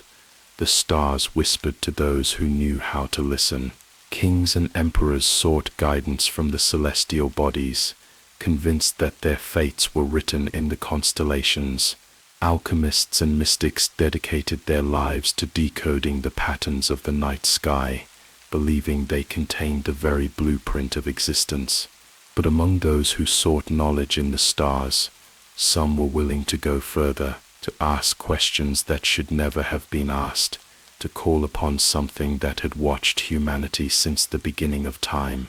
And Ralphus, his name appears in forbidden texts as the master of celestial knowledge, the one who unravels the mysteries of the universe. Unlike other demons, who offer power or destruction, and Ralphus deals only in knowledge, cold, absolute, and unfiltered. He is said to appear first as a great peacock, his feathers shimmering with an unnatural glow, reflecting constellations unknown to Earth. But when he speaks, he shifts into human form, tall-robed, his voice deep and measured, carrying the weight of infinite understanding. And Ralphus does not offer wisdom freely. He does not reveal what mortals wish to hear. He speaks only of truth, of the hidden mechanics of the cosmos, of secrets buried beyond the reach of human perception. And for those who dare to listen, there is no return to ignorance. For centuries, astronomers and philosophers have spoken of knowledge so vast, so incomprehensible, that it shatters the mind. They tell of moments of insight that leave them trembling, as if they have glimpsed something they were never meant to see. Some attribute these revelations to mere genius. Others suspect something far darker. There are stories, whispers among occult scholars that some of history's greatest minds may not have discovered their knowledge on their own, that they may have received it. One of the earliest known seekers of forbidden cosmic wisdom was Hypatia of Alexandria, the brilliant philosopher and mathematician, whose studies of the stars made her a threat to the ruling elite. She was said to possess knowledge far beyond her time, insights that defied explanation. Some accounts suggest she had access to texts that have long since been lost, books filled with symbols and calculations that no one else could understand. Her brutal murder at the hands of a frenzied mob has been officially attributed to political and religious tensions, but some suspect she was silenced for another reason, that she had seen something she was never meant to see. Then there was Giordano Bruno, the heretical philosopher who spoke of an infinite universe, of countless worlds beyond our own. In an age when the earth was still believed to be the center of creation, Bruno claimed that the stars were distant suns, each with their own planets, each possibly harboring life. He was burned at the stake for his ideas, but not before he hinted at something more, something he had learned from sources unknown. Some of his writings contain symbols similar to those found in the Ars Goetia, and there are rumors that in his final days, he spoke of visions too terrifying to put into words. And then there was Sir Isaac Newton, the man who redefined our understanding of physics. History remembers him as a scientist, but his private writings reveal something far more unsettling. Newton was obsessed with alchemy, with ancient texts that spoke of lost knowledge, with the idea that the universe was governed by a hidden order. Some of his calculations, written in the margins of his personal notebooks, resemble the sigils used in summoning rituals. Was he merely a genius, ahead of his time, or had he discovered something that had been whispered to him from the darkness between the stars? But the most disturbing accounts do not come from history, they come from the modern age. In 1947, the United States government launched Project Blue Book, a classified investigation into unidentified aerial phenomena. Officially, the project was intended to debunk reports of strange lights and mysterious objects in the sky, but some of the declassified files tell a different story. They speak of scientists who experienced sudden bursts of inspiration after studying certain phenomena, of researchers who became obsessed with geometric patterns that appeared in unrelated data. Some of these scientists abandoned their work entirely, refusing to speak of what they had seen. Others vanished without a trace. Then there are the astronauts. Many who have traveled beyond Earth's atmosphere have described an overwhelming feeling of insignificance, of standing on the edge of something too vast to comprehend. Some have reported strange sensations, flashes of unknown symbols in their minds, voices whispering in the silence of space. In 1973, Apollo 17 astronaut Harrison Schmitt claimed to have seen anomalous structures on the moon, though NASA quickly dismissed his statement. Later, he refused to discuss what he had meant, and there are even more disturbing cases. Scientists who worked on classified space programs, who later spoke of knowledge that seemed to come from nowhere, equations that appeared fully formed in their minds, calculations that led them to conclusions they could not explain. Some of these individuals suffered mental breakdowns, muttering about things beyond time, about patterns hidden in the very fabric of reality. Could it be that Andrelphus still walks among us, that those who look too deeply into the cosmos attract his attention? There are those who still seek him, who believe they can withstand what he offers. The rituals associated with his summoning are complex, requiring precise mathematical alignments, symbols that mimic the constellations themselves. Some who have attempted these rituals claim to have received knowledge beyond their comprehension, visions of impossible structures, glimpses of realities that exist beyond our own. But none of them have remained unchanged, because knowledge is not passive. It does not merely exist to be observed. It reshapes those who attempt to wield it. There are ancient warnings, buried in the oldest texts, that speak of what happens when one learns too much, that there are things humanity was never meant to know. Some say that Andrelphus is not merely a demon, but something else entirely, a force that predates human civilization, that has been watching since the first fires were lit, since the first eyes turned toward the stars, that he does not teach, but reveals, and that what he reveals is something no human mind was ever meant to grasp. Because what if the universe is not what we believe it to be? What if the stars are not distant suns, but something else? What if the knowledge Andrelphus offers is not just a glimpse into the cosmos, but a warning? And what if it is already too late? There is a power that is neither physical nor intellectual, yet it can open the doors to kings and empires. It can elevate the lowest beggar to the highest seat of power. It can turn enemies into allies, silence a room with a single glance, and make a lie seem truer than the truth itself. It is the power of influence, of charisma, diplomacy, and persuasion, the ability to shape reality, not by force, but by words alone. History remembers those who wielded this power with mastery. Some ruled nations, others controlled entire societies from behind the scenes. They were the figures who could command a room without raising their voice, the ones who made people believe in them without question. And for those who have studied the occult, there has always been one question lurking beneath the surface. Were they simply gifted, or did they make a bargain? Among the 72 demons of the Ars Goetia, there is one whose name is spoken only by those who understand the true weight of influence. He is not a warlord or a bringer of chaos. He does not destroy with fire or steel. His weapon is subtler, but no less powerful. He grants the gift of speech, the ability to sway crowds, to charm, to deceive. He is the master of eloquence, Fornius. He appears as a great sea monster, his form shifting like water, his presence vast and unknowable, but when he speaks, his voice is clear and soothing, carrying the weight of unshakable confidence. He is not a demon of fear, nor one of destruction. He is a teacher, a mentor to those who seek to command the hearts and minds of others. He does not force his power upon those who call him. He offers it willingly, and that is why he is so dangerous. Fornius does not promise wealth, nor does he offer brute strength.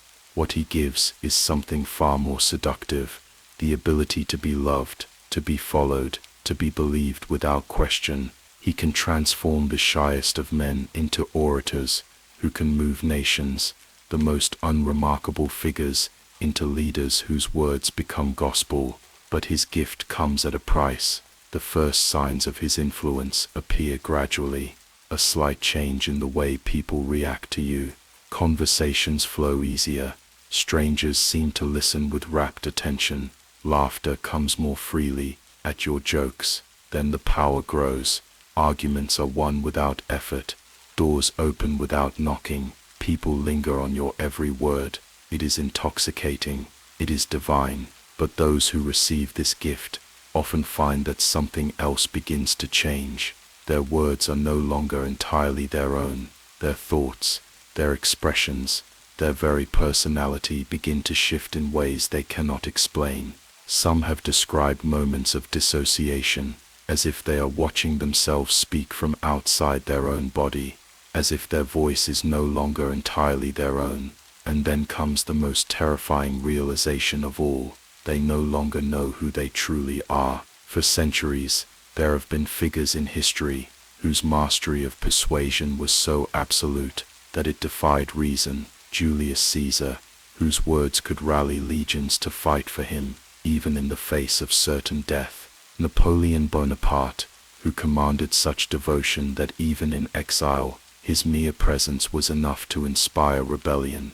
And then there are the figures of the modern age, the politicians, the leaders, the public figures who seem almost supernaturally capable of bending reality to their will. Some of them were born with this power, but others, whispers say, might have found another way. The idea that words alone can reshape the world is not a new one. In ancient Greece, the sophists were feared for their ability to manipulate truth itself through rhetoric. In Rome, Cicero's oratory skills were said to be so powerful that even his enemies feared his speeches more than his soldiers. And in the Renaissance, there were those who believed that the most gifted diplomats were not merely skilled, but touched by something beyond human understanding. Some of the most compelling accounts of unnatural charisma come from the courts of medieval Europe, where power was not held by those with the strongest armies, but by those who could whisper the right words into the right ears. The Venetian diplomat Pietro Aretino was said to have such influence that he could ruin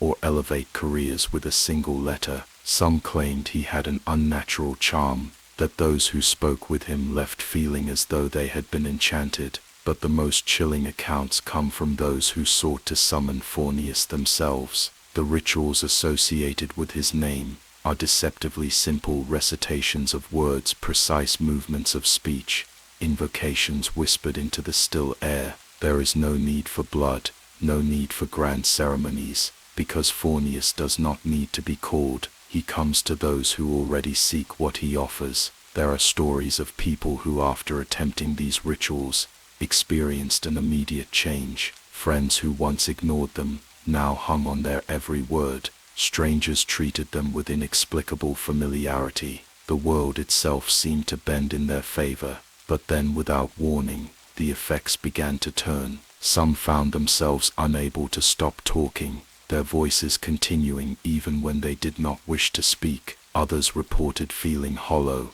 as if their own personality was slipping away. replaced by an empty shell of charm and persuasion. And some, those who had gone too far, claimed that when they looked in the mirror, they no longer recognized their own reflection. The true danger of Fornius is not that he grants influence, it is that he takes something in return. The question is, what does he take? Some believe that the more one uses his gift, the less of themselves remains, that piece by piece, the person they once were is eroded, replaced by something else, something that exists only to persuade, only to influence, only to manipulate. Some have even claimed that those who fall too deeply into his power become little more than vessels, beings who no longer have a will of their own, but exist only to continue spreading his influence. And yet, people still seek him out, because the allure of his gift is impossible to resist. Who wouldn't want to be loved by everyone,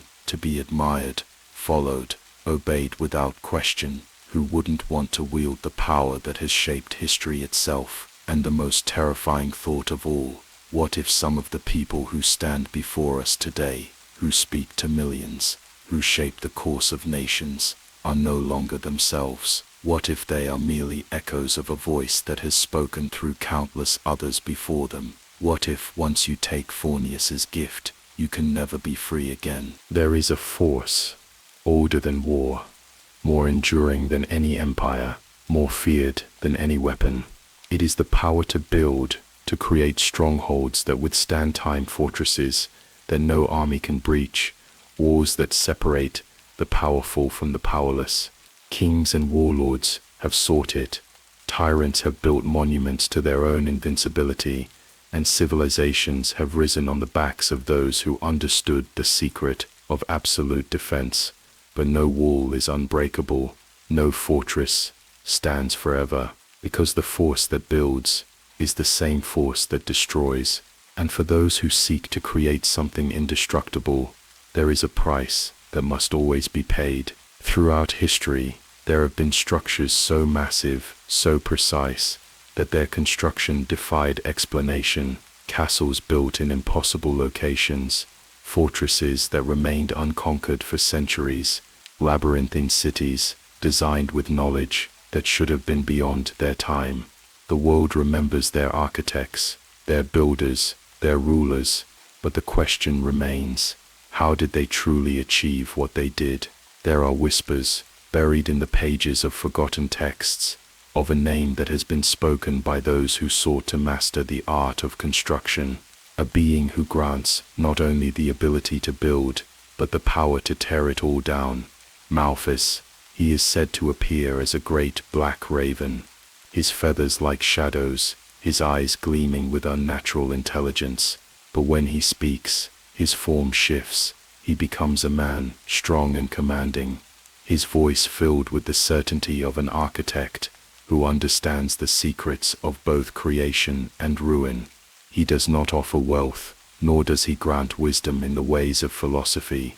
What he gives is structure, precision, the ability to design and build with knowledge that should not exist. And yet, his gifts are never given freely. The first signs of his influence are subtle, a sudden understanding of engineering principles that were once difficult to grasp, blueprints forming in the mind without effort, ideas appearing as if whispered by an unseen voice, the ability to see weaknesses in existing structures, to know exactly where to reinforce, where to expand, where to fortify. But those who accept his aid soon begin to notice something else. What they build begins to consume them. Some of the greatest architectural wonders of the world have been surrounded by strange and unsettling stories. The medieval fortress of Carcassonne, its walls so impenetrable that no invading force could break through, was rumored to have been constructed with unnatural speed. Legends say that its designers made a pact, that they built something beyond human capability. But in return, those who took part in its creation were cursed to never leave its walls, bound to the stones they had placed with their own hands. Then there is the Great Wall of China, a structure so vast that it seems impossible for human effort alone to have created it. Officially, it was built over centuries, a project spanning multiple dynasties, but there are stories of ancient engineers who spoke of visions, of knowledge that came to them in their sleep, of a force that guided their hands. And yet, despite its greatness, the wall did not stop every invasion. It stood for centuries, but even it could not last forever. One of the most chilling accounts is that of the Château de Montségur, the final stronghold of the Cathars, in 1244. It was said to be built with knowledge so advanced that even the armies of France could not take it by conventional means. When it finally fell, it was not through battle, but betrayal from within. Some say that those who had built it had been given their knowledge from something beyond human comprehension, but that the same force that helped them create it had ultimately sealed their fate. Because Malthus does not only grant the power to build, he grants the power to destroy, and his gift is not one that remains in the hands of the summoner alone. There are those who claim that once you invoke Malthus, once you allow his knowledge into your mind, you will never truly be its master, that what you build is not entirely your own, that it carries the mark of something far older, something that watches, and that when the time comes, what you have created will turn against you.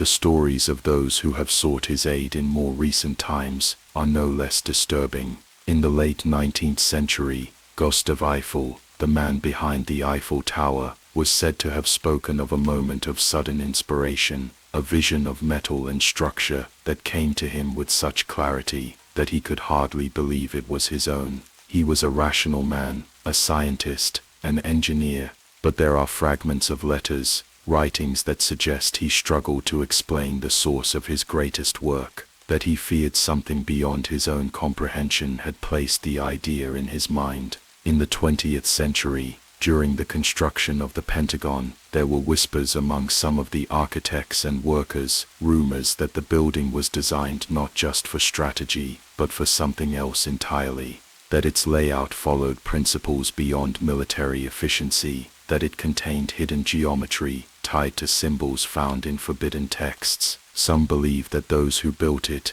did not fully understand what they were constructing, and others believe that its purpose is still unfolding. Even today, in the modern world, there are those who seek to build the unbreakable, billionaires who construct doomsday bunkers, underground fortresses designed to withstand any catastrophe, cities planned with a precision that seems almost unnatural, as if their designers know something the rest of the world does not. And in every case, the same questions remain. What are they protecting themselves from? And who gave them the knowledge to do so? Because no matter how strong the walls, no matter how impenetrable the design, nothing lasts forever, and those who call upon Malthus must understand this above all else. He does not build for the sake of building. He builds so that he may one day destroy. Some who have summoned him claim to have felt this inevitability from the very beginning. They describe an unease, an awareness that what they were creating was not entirely their own, that something was waiting, watching, counting the days, until the foundation cracked, until the first stone fell, until the fortress became a ruin. Because every great structure in history has eventually met its end, and those who believed they had built something eternal have always been the first to fall when it crumbled. There are places in this world where gold and jewels lie beneath the earth, waiting to be unearthed. Caverns where ancient treasures rest in silence, their owners long dead, their secrets forgotten. From the lost cities of the Amazon to the shipwrecks at the bottom of the ocean, there are riches that remain hidden, not by chance, but by design. Some believe these treasures are simply lost, scattered by time and circumstance. Others whisper that they are protected, concealed by forces beyond human understanding. For centuries, treasure hunters have risked their lives chasing legends, maps marked with cryptic symbols, whispered tales of secret vaults and hidden passages. Some have returned with fortunes beyond imagination, others have never returned at all. And among those who dedicate their lives to finding the unfound, there is one name that appears again and again, a name spoken only in hushed tones by those who know the cost of the knowledge he grants. Valak, Unlike the monstrous depictions seen in horror films, the true legend of Valak paints a very different picture. He is said to appear as a child with angelic features, riding atop a two-headed dragon, his gaze piercing and all-knowing. His form is deceptive. He does not radiate menace, nor does he demand fear. But his power is undeniable. He is the keeper of secret places, the one who reveals what was meant to stay buried. And yet, his gifts are never given without consequence. History is filled with accounts of those who sought treasures beyond mortal reach, expeditions that ended in ruin, discoveries that brought more misfortune than fortune. Some of these tragedies were dismissed as bad luck, mere coincidence, but there are those who suspect otherwise. One of the earliest known figures linked to Valak was Hernán Cortés, the Spanish conquistador who led the expedition that brought down the Aztec Empire. Cortés was not just a warrior, he was a man obsessed with hidden riches.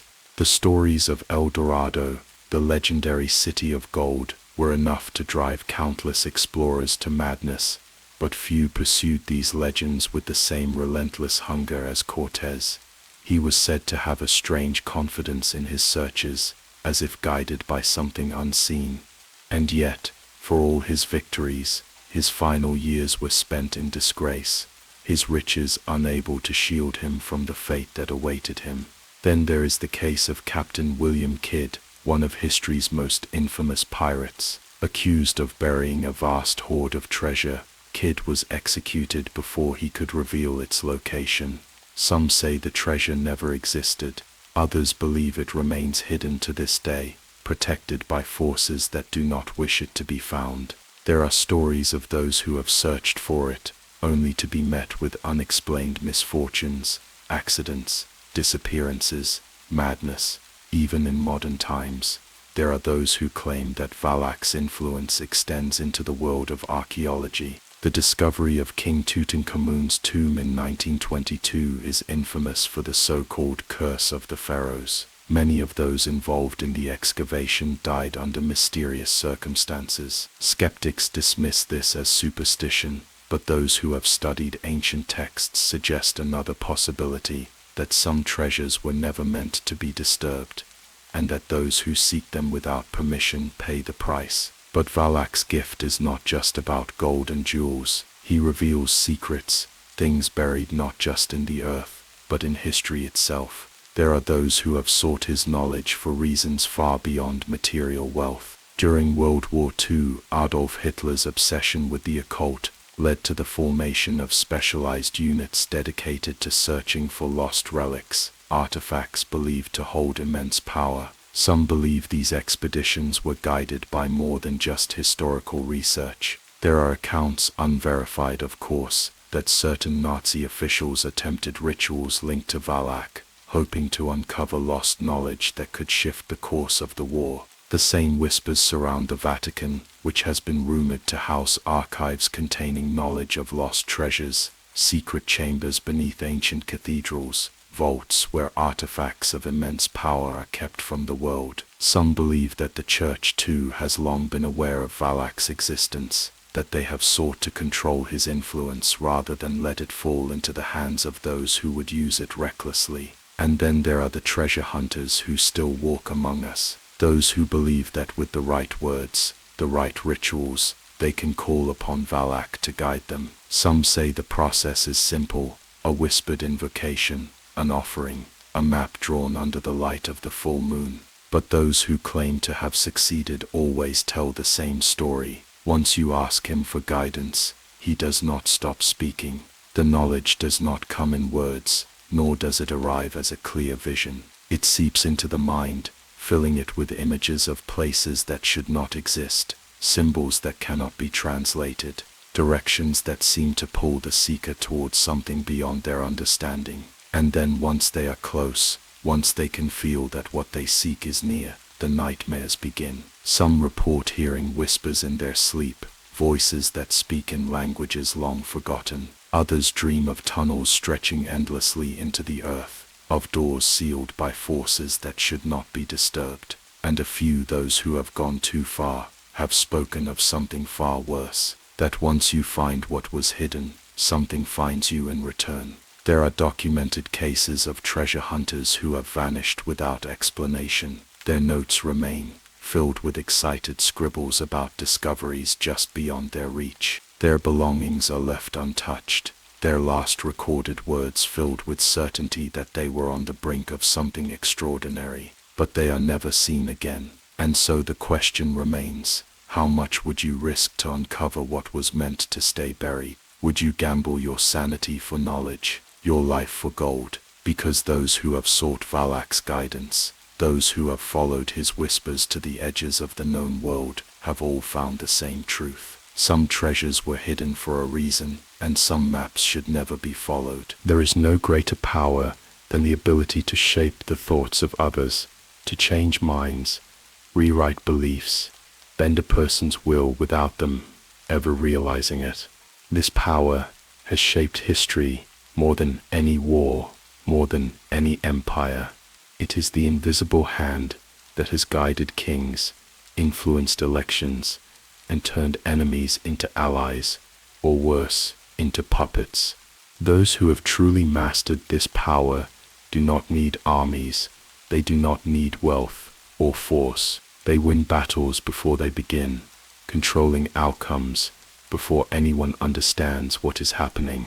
The world has always been ruled not by those who hold swords, but by those who whisper in the ears of those who do. From ancient empires to modern superpowers, those who can manipulate thought hold the keys to true dominance.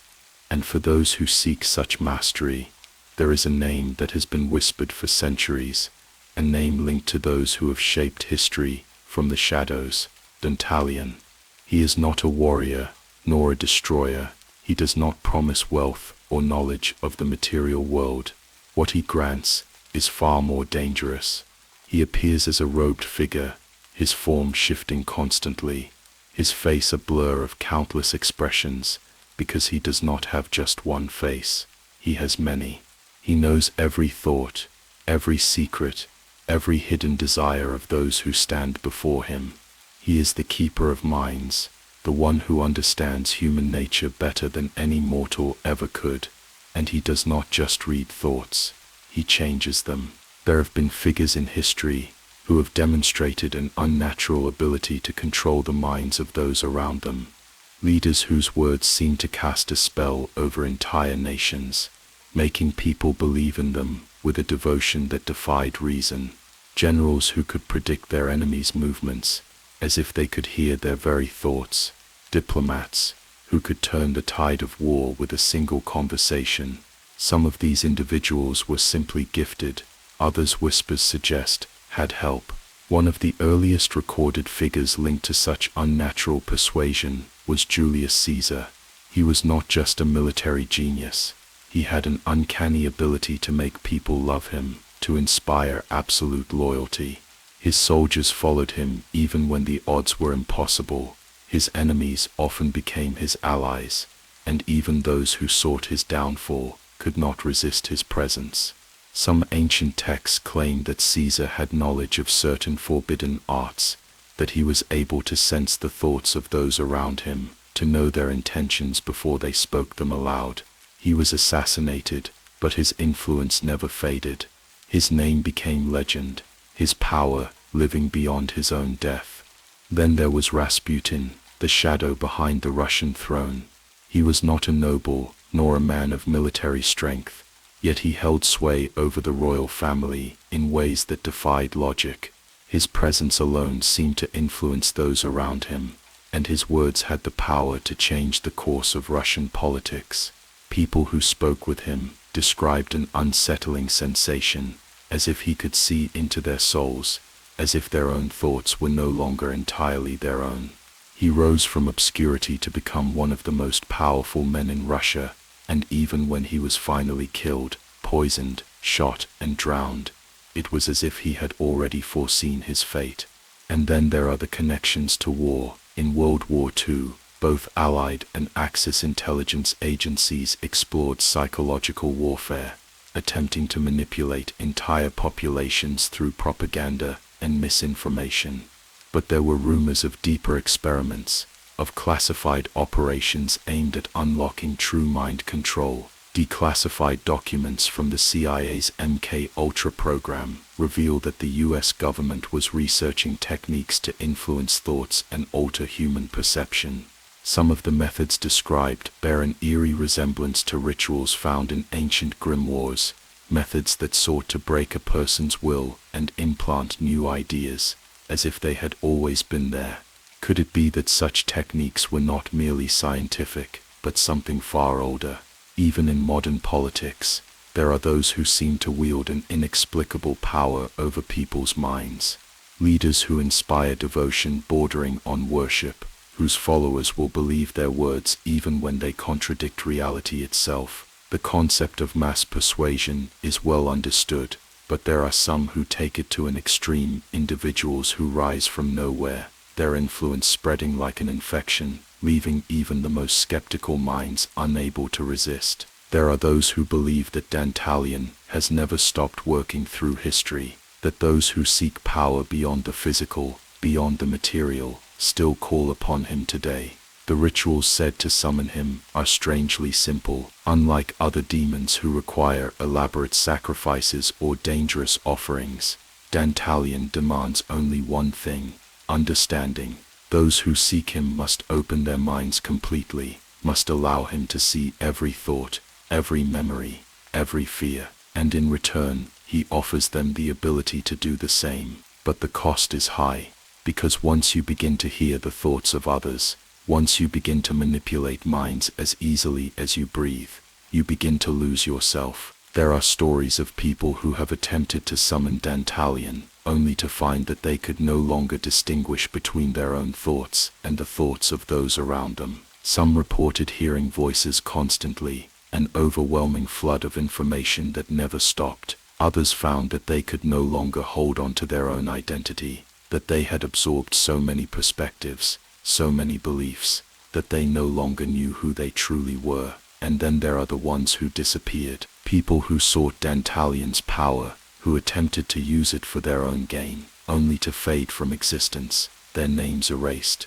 their presence forgotten. It is said that those who go too far, who reach a level of manipulation beyond human understanding, no longer exist as individuals, that they become something else. Because there is a terrifying truth about mind control. If you spend too long inside the thoughts of others, you may never find your way back to your own. And so the question remains: how much power would you seek if it meant losing yourself in the process? Would you give up your own identity to control the minds of others? Because those who have walked this path before, those who have glimpsed the power Dantalion offers, have all come to the same realization.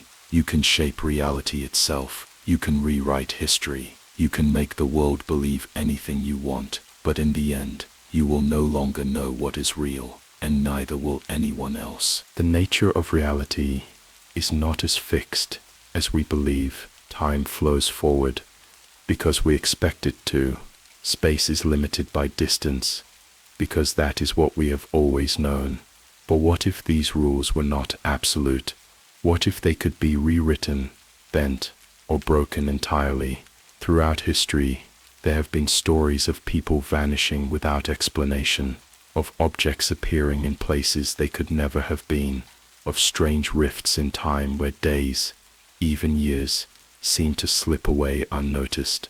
Some dismiss these stories as coincidence, hallucination, or mere myth, but others believe that such occurrences are the echoes of something much older, something that has existed in the shadows, just beyond the reach of human perception. And for those who have sought to unravel the mysteries of time and space, there is one name that appears again and again, a being that has been called upon by those who wish to travel without moving, to exist in two places at once, to step beyond the limits of what should be possible. Garp. He is not a demon of fire and destruction, nor of knowledge or deception. He does not whisper promises of power or fortune.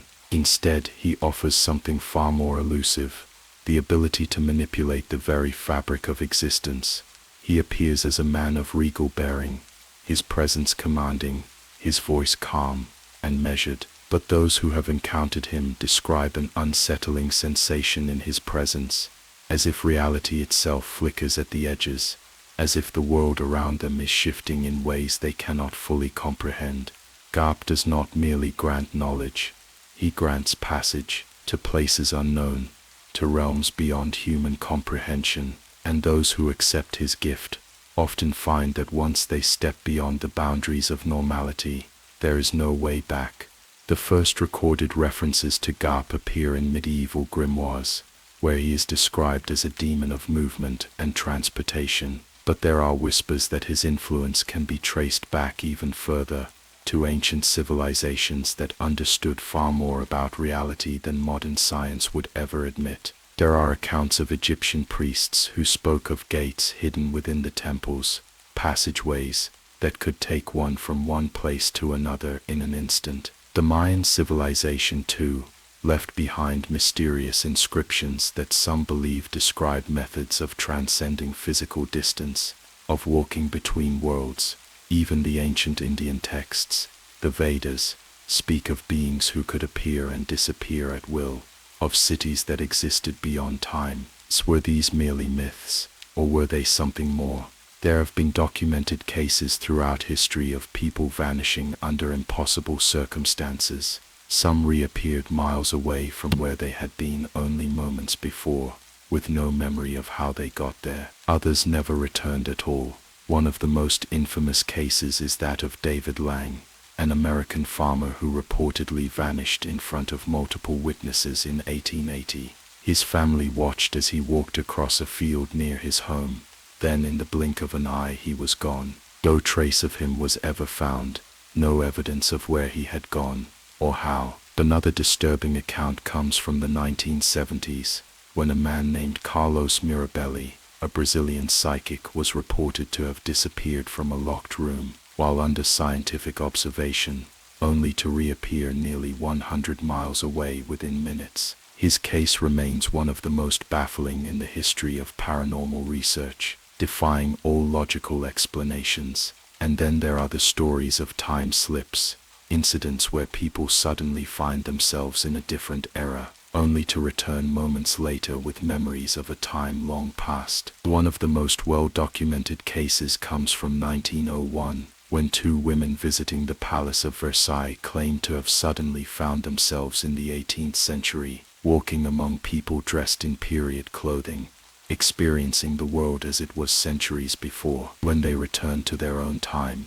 they were left with no explanation for what had happened. Could it be that Garp's influence still lingers in the modern world? Some researchers believe that the phenomenon known as the Bermuda Triangle is not simply a region of bad weather and magnetic anomalies, but something far stranger. There are stories of pilots and sailors who have encountered inexplicable distortions in time and space, moments where their instruments ceased to function, where their surroundings changed suddenly, where they lost hours or even days without explanation. Some who have studied these events believe that the triangle may be one of many places on Earth where the boundaries between realities are thin, where passage to another place or another time is possible. But if Garp has the power to bend time and space, why would he share such knowledge? What does he gain from those who seek him? The rituals associated with summoning him are complex, often requiring precise astrological alignments, symbols drawn in places where the veil between worlds is already weak. Those who claim to have called upon him describe an overwhelming sensation of movement,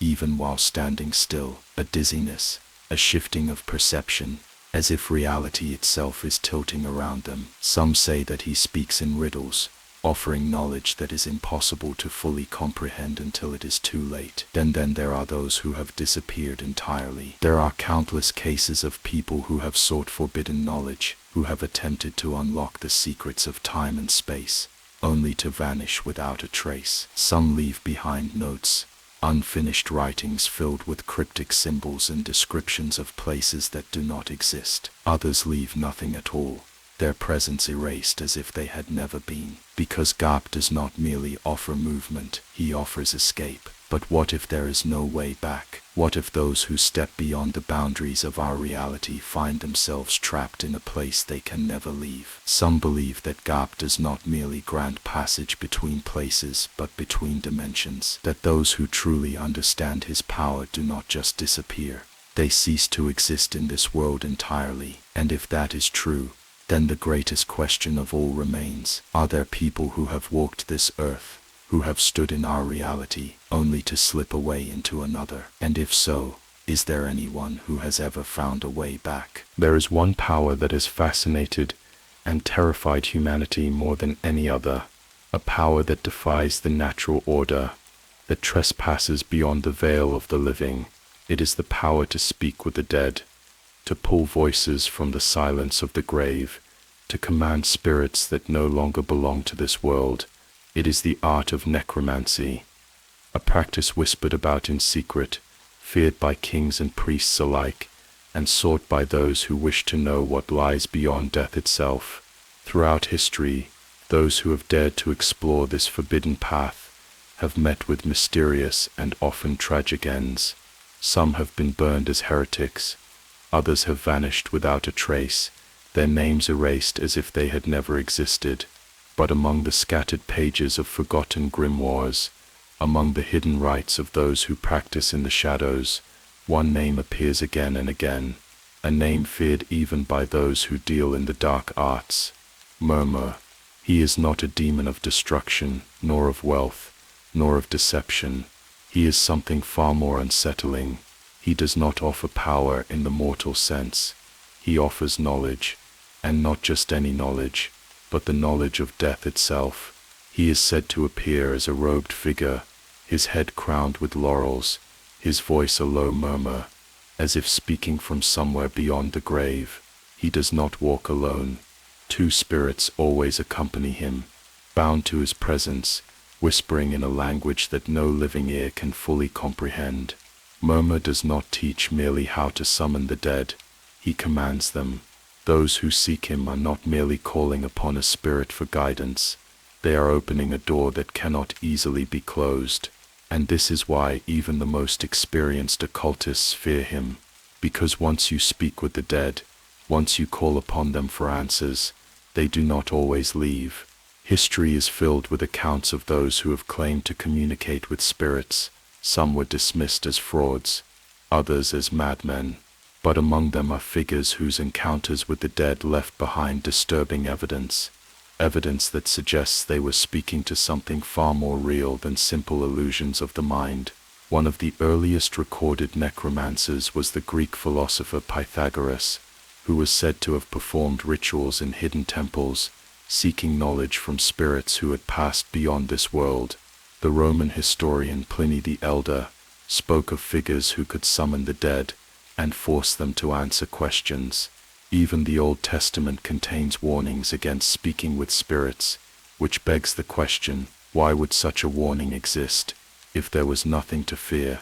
During the Middle Ages, the Catholic Church waged war against necromancy, condemning it as one of the most dangerous and blasphemous of all occult practices. Yet despite their efforts to suppress it, there were always those who sought forbidden knowledge. Some of the most infamous alchemists of the Renaissance were rumored to have dabbled in necromantic rites, not merely to contact the dead, but to extract their secrets. One of the most chilling accounts comes from the 16th century, involving the notorious occultist John Dee and his associate Edward Kelly. While Dee was primarily known as an astronomer and mathematician, his obsession with the supernatural led him to experiment with scrying, using mirrors and crystals to communicate with spirits. Some believe he sought the guidance of Murmur himself, though what he learned remains unknown. His later years were marked by misfortune, and he died in obscurity, abandoned by the very forces he once sought to command. Then there are the stories of those who went too far. One such case is that of Count Alessandro Cagliostro, an 18th century mystic and alchemist, who was said to have discovered a way to call upon the spirits of the dead with frightening accuracy. His seances were so convincing that even skeptics were left shaken. But as his power grew, so did his paranoia.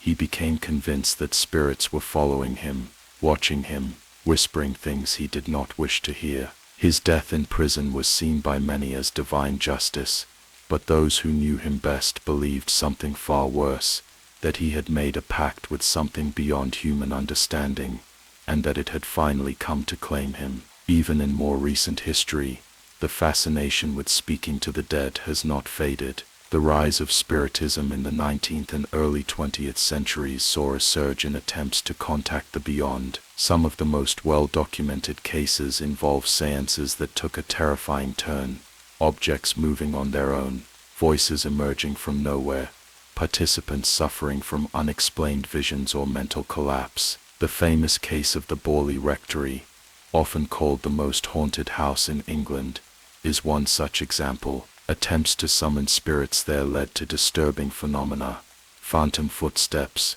shadowy figures appearing and vanishing, messages scrawled on the walls in languages no one in the house could understand. Some believe these were not ghosts in the traditional sense, but something else, something that had been called upon, but not properly dismissed. Murmur is not like other spirits. He does not merely answer questions. He does not simply come and go. He is a gatekeeper to a world that the living are not meant to enter, and those who attempt to call upon him must understand one thing above all else: once you open that door, you cannot control what comes through.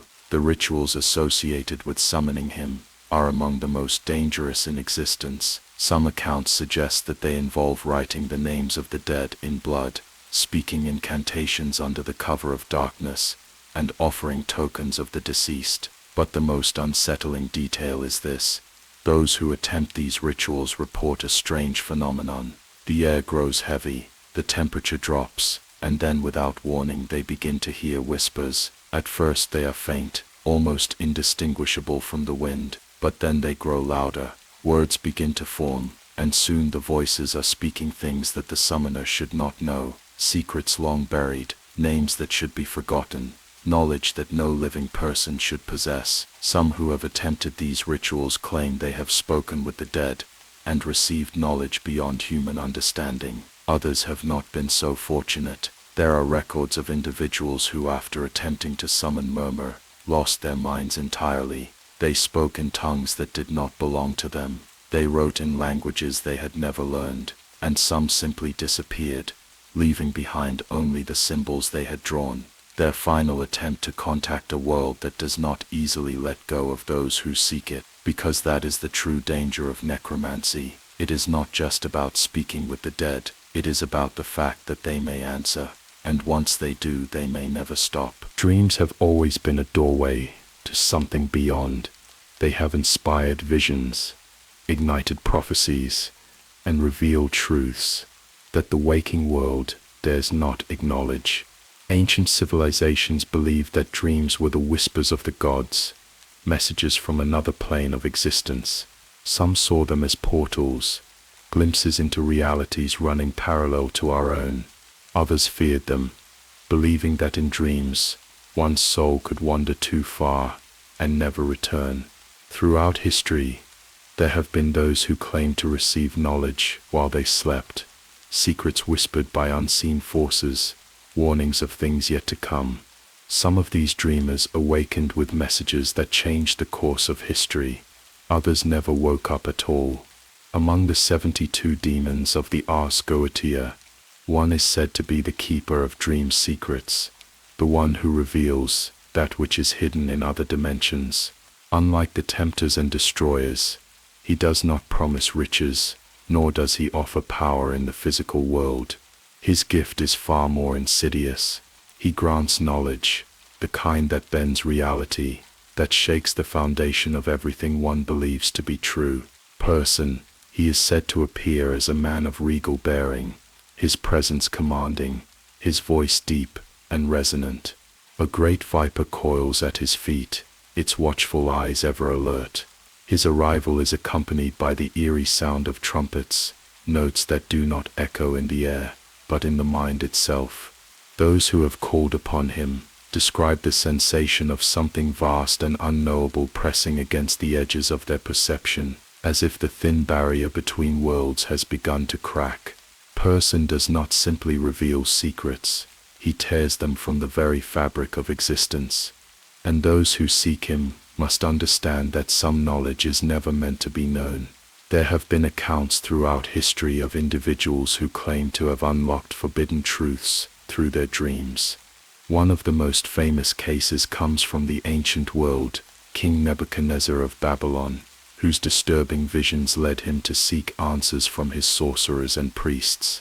According to biblical and historical texts, he dreamed of a colossal statue made of different metals, its destruction foretelling the rise and fall of empires. Some believe this was no mere prophecy, but an echo of something far older, knowledge that did not belong to human minds. Then there are the stories of Nostradamus, the famed seer, whose cryptic writings have been interpreted as predictions of world events centuries beyond his time. He claimed to receive his visions at night, slipping into a trance-like state where images and messages flooded his mind. Many have tried to explain his abilities as coincidence, but the question remains, where did these visions truly come from? And was he, perhaps unknowingly, a vessel for something beyond himself?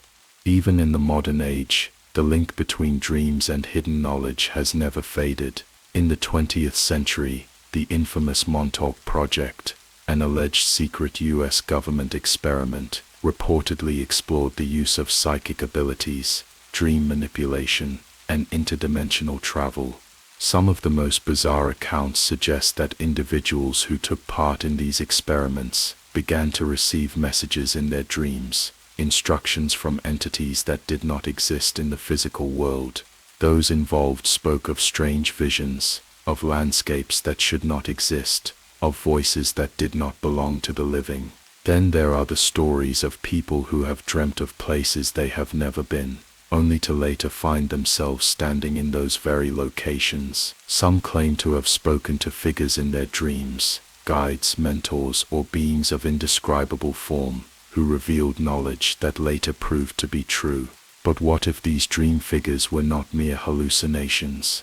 What if they were something else? Some believe that person has never stopped working through history, that those who experience prophetic dreams, those who feel as though they have been given knowledge beyond their understanding, may have unknowingly made contact with something they cannot comprehend. The rituals said to summon person are among the strangest in all of demonology. They do not require blood, nor elaborate incantations. Instead, they require surrender.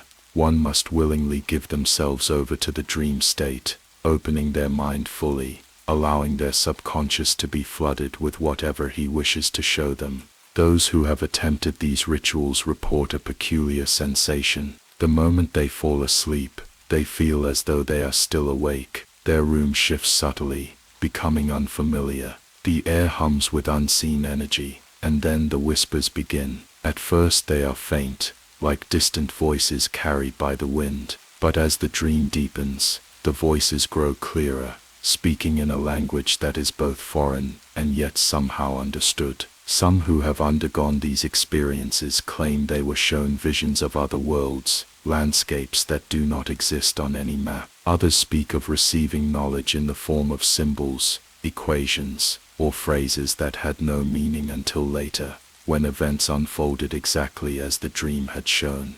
But there is a warning, one that has echoed through every account of these encounters. Person does not give knowledge freely. Those who dream under his influence often find that they no longer wake as the same person. Some report a feeling of being watched long after their dreams have ended. Others describe a sensation of disconnection, as if their mind has become untethered from the reality they once knew.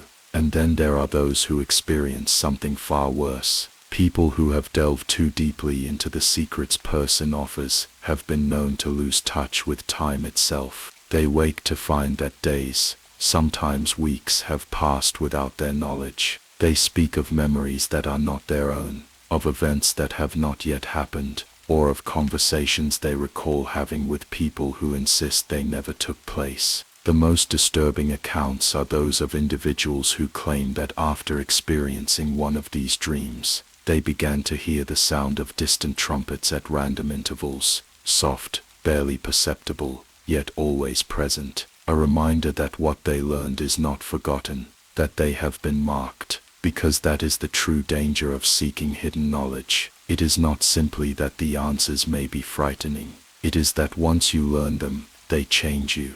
There are things that humanity was never meant to understand, truths that lie beyond the veil, waiting for those curious enough, or reckless enough, to seek them. And for those who follow this path, who dare to open their minds to the infinite, there is one final terrifying question. What if in these dreams, they are not merely receiving knowledge? What if something is watching them back? Power has always come at a price. The greater the power, the steeper the cost. History is filled with men and women who rose from nothing, who defied the odds, who commanded armies, reshaped nations, and bent entire populations to their will. Some called them visionaries, others called them tyrants. But there has always been one question whispered among those who study the shadows of history. Did they achieve their power alone, or did they have help from something beyond human comprehension? There have long been rumors that some of the most powerful figures in history were not merely ambitious or talented, but touched by forces outside the realm of ordinary men, that they did not simply rise to greatness, but were granted their power at a cost. In ancient times, rulers were often seen as gods among men, their authority unquestionable, their reign secured by divine right. But there were those who wielded power so absolute, so unnaturally persuasive, that even their own people whispered that they had struck a deal with something inhuman. One of the earliest figures suspected of making such a pact was Emperor Nero of Rome. His rule was marked by both extravagance and cruelty, his name forever tied to the great fire that consumed Rome. But what most forget is that Nero was deeply involved in the occult. He surrounded himself with magicians and mystics, consulting with those who claimed to have the ability to summon spirits and bend fate to their will. Some historical accounts suggest that Nero believed he had gained supernatural insight, that he was guided by forces beyond the physical realm. His paranoia, his increasingly erratic behavior, some say it was the price he paid for what he had sought. Then there was Napoleon Bonaparte, a military genius whose rise from obscurity to Emperor of France remains one of the most improbable ascensions in history. He possessed an almost supernatural ability to predict the movements of his enemies, to inspire unshakable loyalty in his men. His presence alone could shift the tide of battle, and even after his fall, his legend endured. There are those who believe Napoleon was guided by something beyond human strategy, that he may have called upon forces that granted him the power he sought, but left him to die in exile. Alone, his empire crumbled. But perhaps the most disturbing cases come from the 20th century, where power was no longer wielded through swords and empires, but through ideology and manipulation. Some of the most infamous figures of the modern world have been linked, either through direct accounts or eerie coincidences, to dark forces beyond comprehension. During World War II, Adolf Hitler's obsession with the occult was well documented. His inner circle included members of the Thule Society, an esoteric group deeply involved in mysticism and secret knowledge. The SS itself was structured around occult principles, its symbols and rituals designed not just to intimidate, but to channel something far older and far darker. There are accounts, mostly buried within classified documents and forgotten testimonies, that suggest Hitler believed he was receiving guidance from an external force. He spoke of moments of clarity, of visions that came to him in dreams, of an entity that whispered to him about destiny and conquest. Whether these were the delusions of a madman or something far more sinister remains unknown, but the destruction he unleashed on the world speaks for itself. And then there is the case of Robert Johnson, a blues musician, whose legend has become one of the most infamous stories of a deal with the devil. According to folklore, Johnson was an average guitarist, until one fateful night, when he disappeared, only to return with skills that seemed impossible for a man with no formal training. The story claims he met a figure at the crossroads, a being that granted him mastery over the guitar, but in return, he would pay the ultimate price. Johnson's songs were filled with eerie references to hellhounds, crossroads, and deals made in the dark. He died young, under mysterious circumstances, his name forever linked to the idea of a pact with something beyond human. But these are just the well-known stories. There are others, politicians, military leaders, corporate titans, whose rise to power defies explanation. Some of them seem to have an almost supernatural ability to command loyalty, to shape public opinion, to twist reality itself to fit their will. Could it be that some of the greatest influences of our time are not merely skilled manipulators, but something else entirely? In modern times, the idea of selling one's soul for power is often dismissed as legend, but there are still those who believe in its reality. There are those who claim that rituals exist, rituals that can grant one influence, wealth, and control over others. Some of these rituals have been recorded in hidden grimoires, texts that have been passed down in secret, their pages filled with symbols that only a select few can understand. There are whispered stories of individuals who have sought such power, who have performed these rituals in secluded mansions, in underground chambers, in places where the eyes of the world cannot see. And yet, no matter how high they rise, their downfall always comes, because power, true power, is never given freely. Some of the greatest figures in history rose to unimaginable heights, only to be cast down in ways so brutal, so absolute, that it is as if they were erased by the very forces that lifted them up. The question remains, was this mere coincidence, or was it something else? There is a chilling pattern that emerges among those suspected of making these pacts. At the peak of their power, they believe themselves invincible. Their influence is unmatched, their control absolute, and yet, without warning, they begin to unravel. Some are destroyed by scandal, their reputations shattered overnight. Others suffer sudden and unexplained declines in health, wasting away as if something is draining them. And then there are those who are simply removed, their deaths violent, their names forever stained by the very forces they once commanded. Those who study such matters have come to one unsettling conclusion: when you make a deal for power, it is never truly yours. It is only borrowed, and when the time comes, the debt must be paid. The world we see is not the world that exists. The corridors of power are filled with whispers, with unseen hands pulling strings, with figures who rise too fast and fall too hard.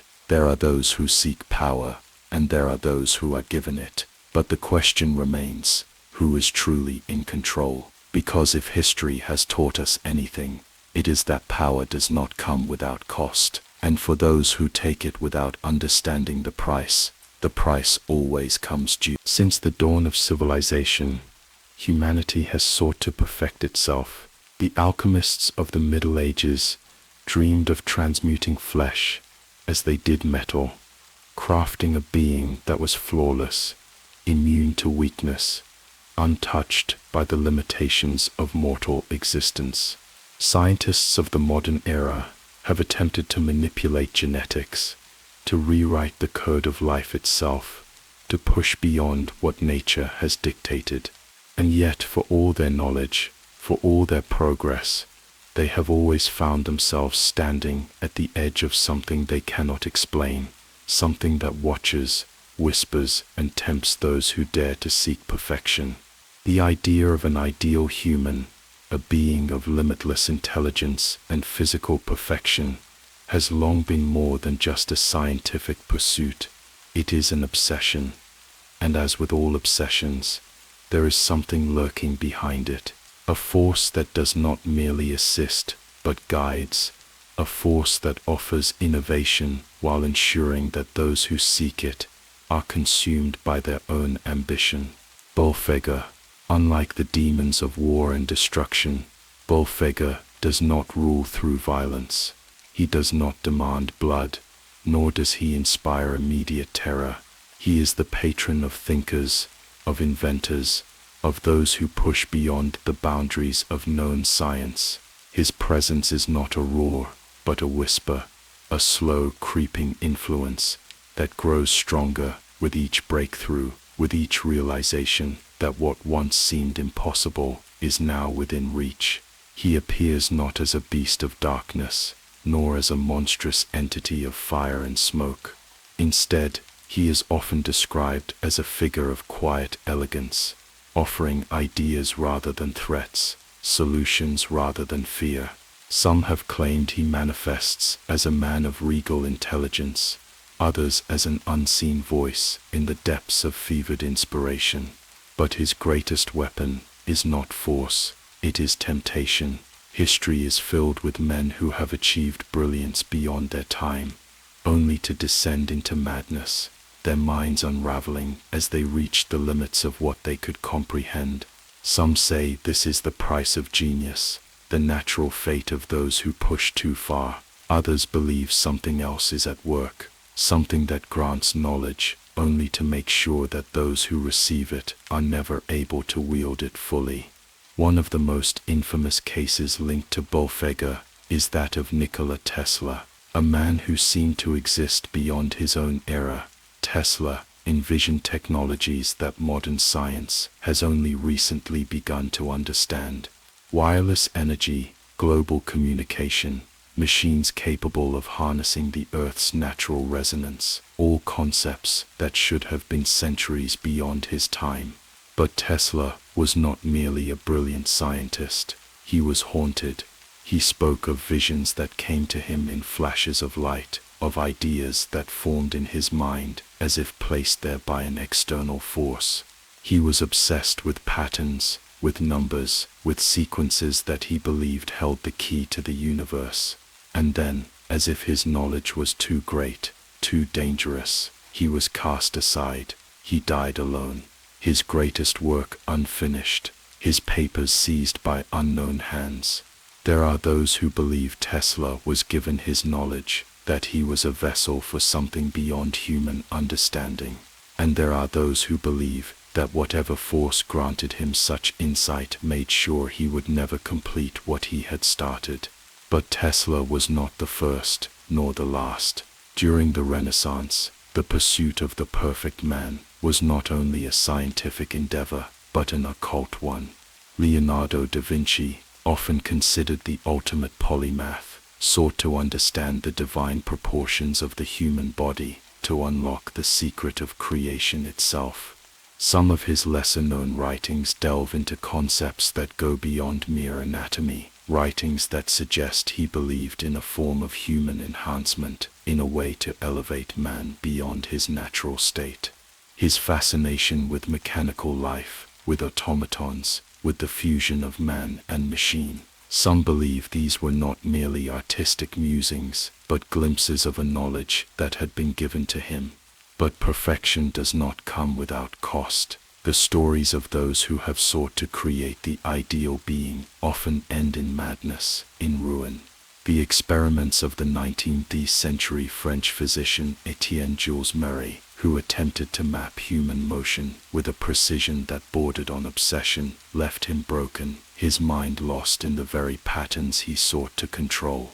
The chilling accounts of Johann Conrad de Pell, an alchemist, rumored to have conducted horrific experiments in an attempt to extend life, echo the legends that would later become the foundation of Frankenstein.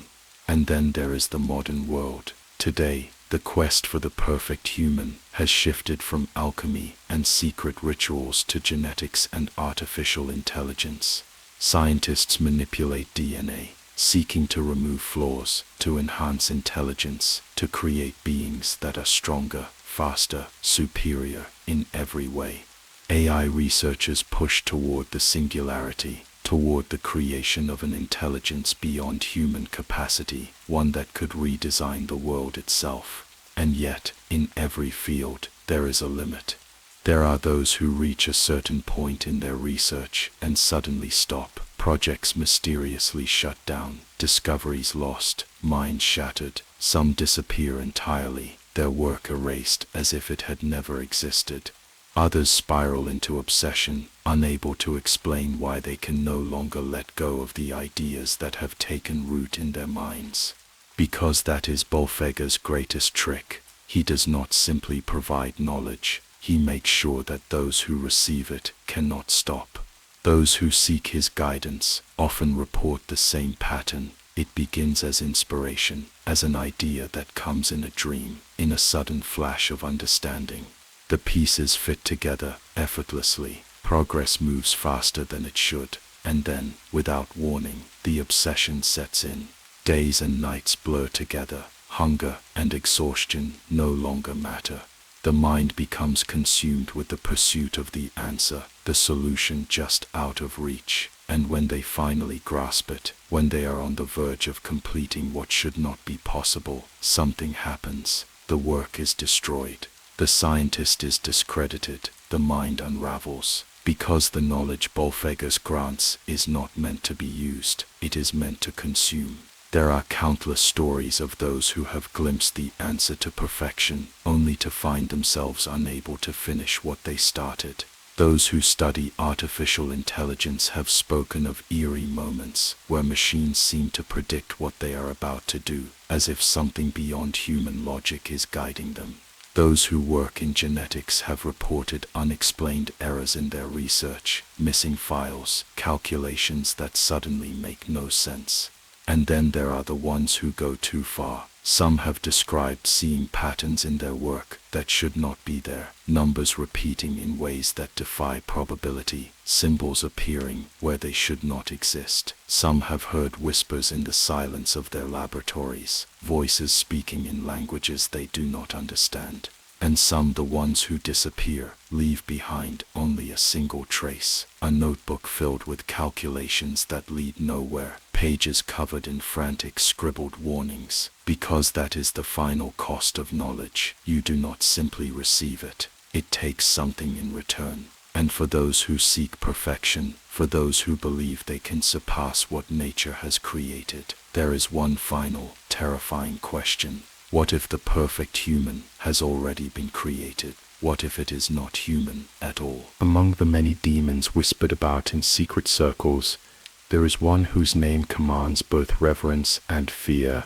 He is not merely a spirit of destruction or temptation, nor does he grant his followers simple tricks of illusion or power. His influence is far greater, his knowledge far more dangerous. He is a king among demons, one who does not simply serve but rules, one who has walked alongside humanity's greatest minds, its most cunning leaders, its most ruthless conquerors. His name has been spoken in the halls of kings and emperors, feared by rulers who understood that true power is not in weapons or wealth, but in the mind, the ability to command, to manipulate, to lead. Paimon. Unlike many of his kind, Paimon does not appear as a monstrous entity of fire and shadow. He is regal, his presence commanding. He rides upon a dromedary, his voice booming like thunder, surrounded by a host of spirits who sing his praises. His knowledge is not limited to one realm. He grants wisdom in science, in politics, in philosophy, in the art of control. He is the architect of influence, the master of leadership, the one who whispers the secrets of domination into the ears of those who seek it, and those who listen to him do not merely gain power, they keep it. Throughout history, there have been rulers whose ability to command defied explanation, men who inspired absolute loyalty, who led with an aura of invincibility, who shaped nations and empires as if they were born knowing exactly what to do. Some of them were brilliant strategists, others ruthless tacticians, but there are those who believe that their success was not entirely their own, that they had guidance, an unseen hand pushing them forward, whispering in their minds, shaping their destinies long before they even understood the extent of their own power. One of the most famous leaders associated with Paimon's influence is Charlemagne, the great ruler of the Holy Roman Empire. His rapid rise to power, his unshakable authority, his ability to unite warring factions under his rule. Many of these feats are still studied today, as if they defy logic. Some medieval texts make subtle references to his divine inspiration, but there are older, hidden writings that suggest something far more sinister, that Charlemagne did not merely inherit an empire, but was given one, that he was taught not just how to rule, but how to make his rule unbreakable. And then there is the case of Alexander the Great. His military genius was undeniable, his ambition limitless. He conquered vast territories with strategies that seemed almost prophetic, always knowing exactly when to strike, exactly when to retreat. Some say he was simply gifted, that his leadership was the result of intelligence and training, but others believe he was guided, that his dreams, his visions, his near supernatural ability to inspire his troops were not entirely his own. Paimon does not grant simple tricks, he does not offer fleeting power. His influence is far more dangerous, far more enduring. He teaches the art of manipulation, of bending others to your will, of speaking in such a way that even enemies cannot help but listen. Those who seek him do not simply wish to lead, they wish to rule. But his gift comes with a warning. There are stories of leaders who after years of success began to change. Their confidence grew into something else, something unnatural. They began to believe they were untouchable, that they had surpassed human limitation, and then without warning, they fell.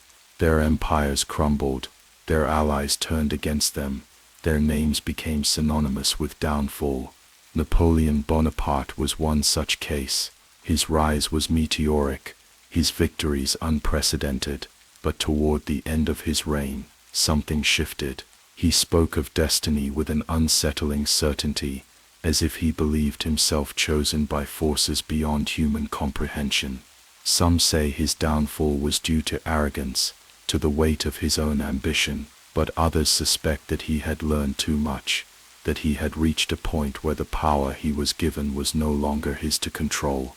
Even in more recent history, there are figures who have demonstrated an almost supernatural ability to lead, to influence millions, to reshape entire societies with their words alone. The cult of personality that surrounds certain world leaders, the unshakable loyalty they inspire, the eerie way their followers defend them against all logic. Some believe these are signs of something deeper, something beyond mere charisma.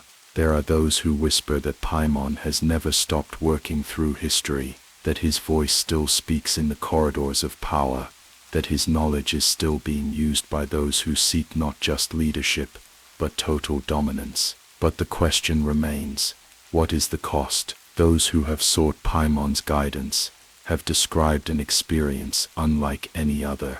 The summoning is not violent, not filled with terror or chaos. It is calm, controlled, like speaking with a mentor who knows more than he is willing to share.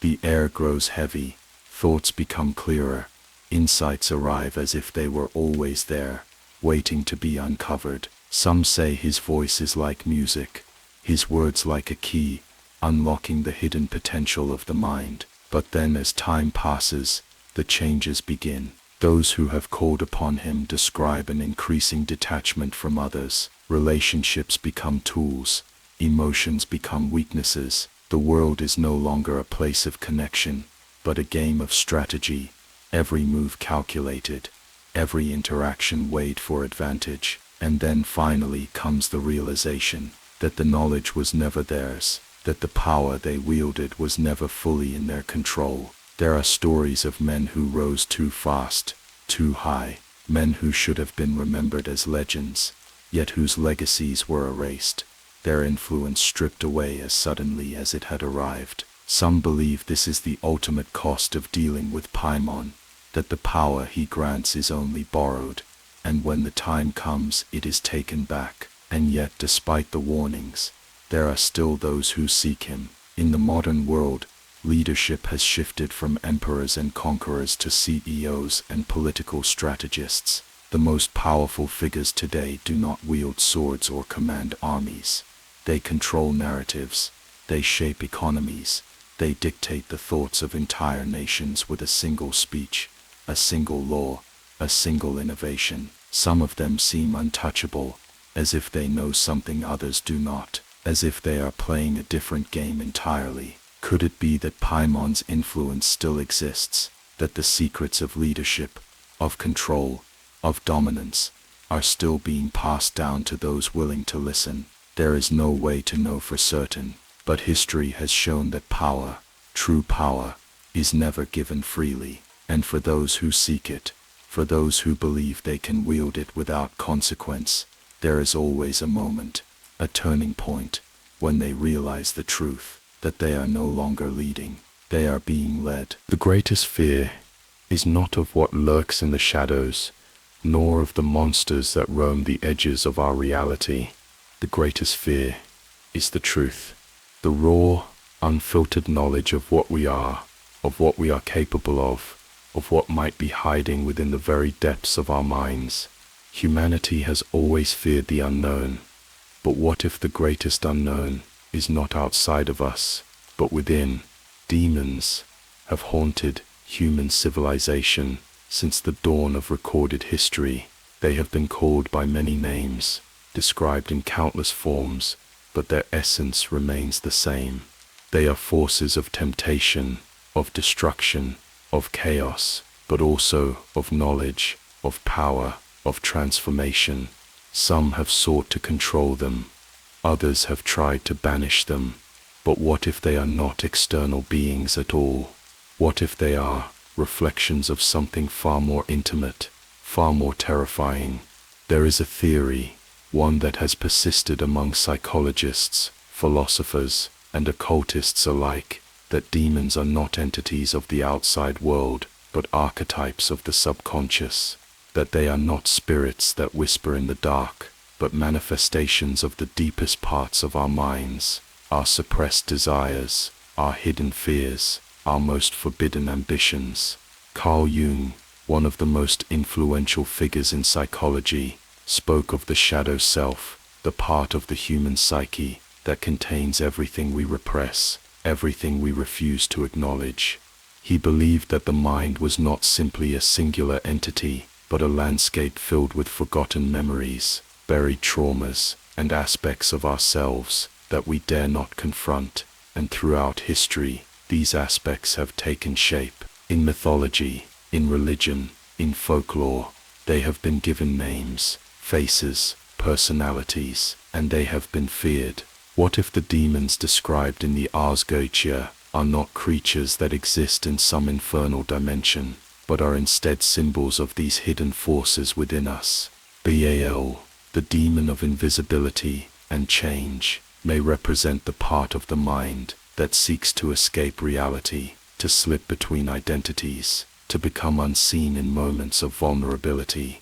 Andras, the demon of chaos and betrayal, might be the embodiment of self-destruction, the urge to tear down what we have built, to push away those who stand closest to us.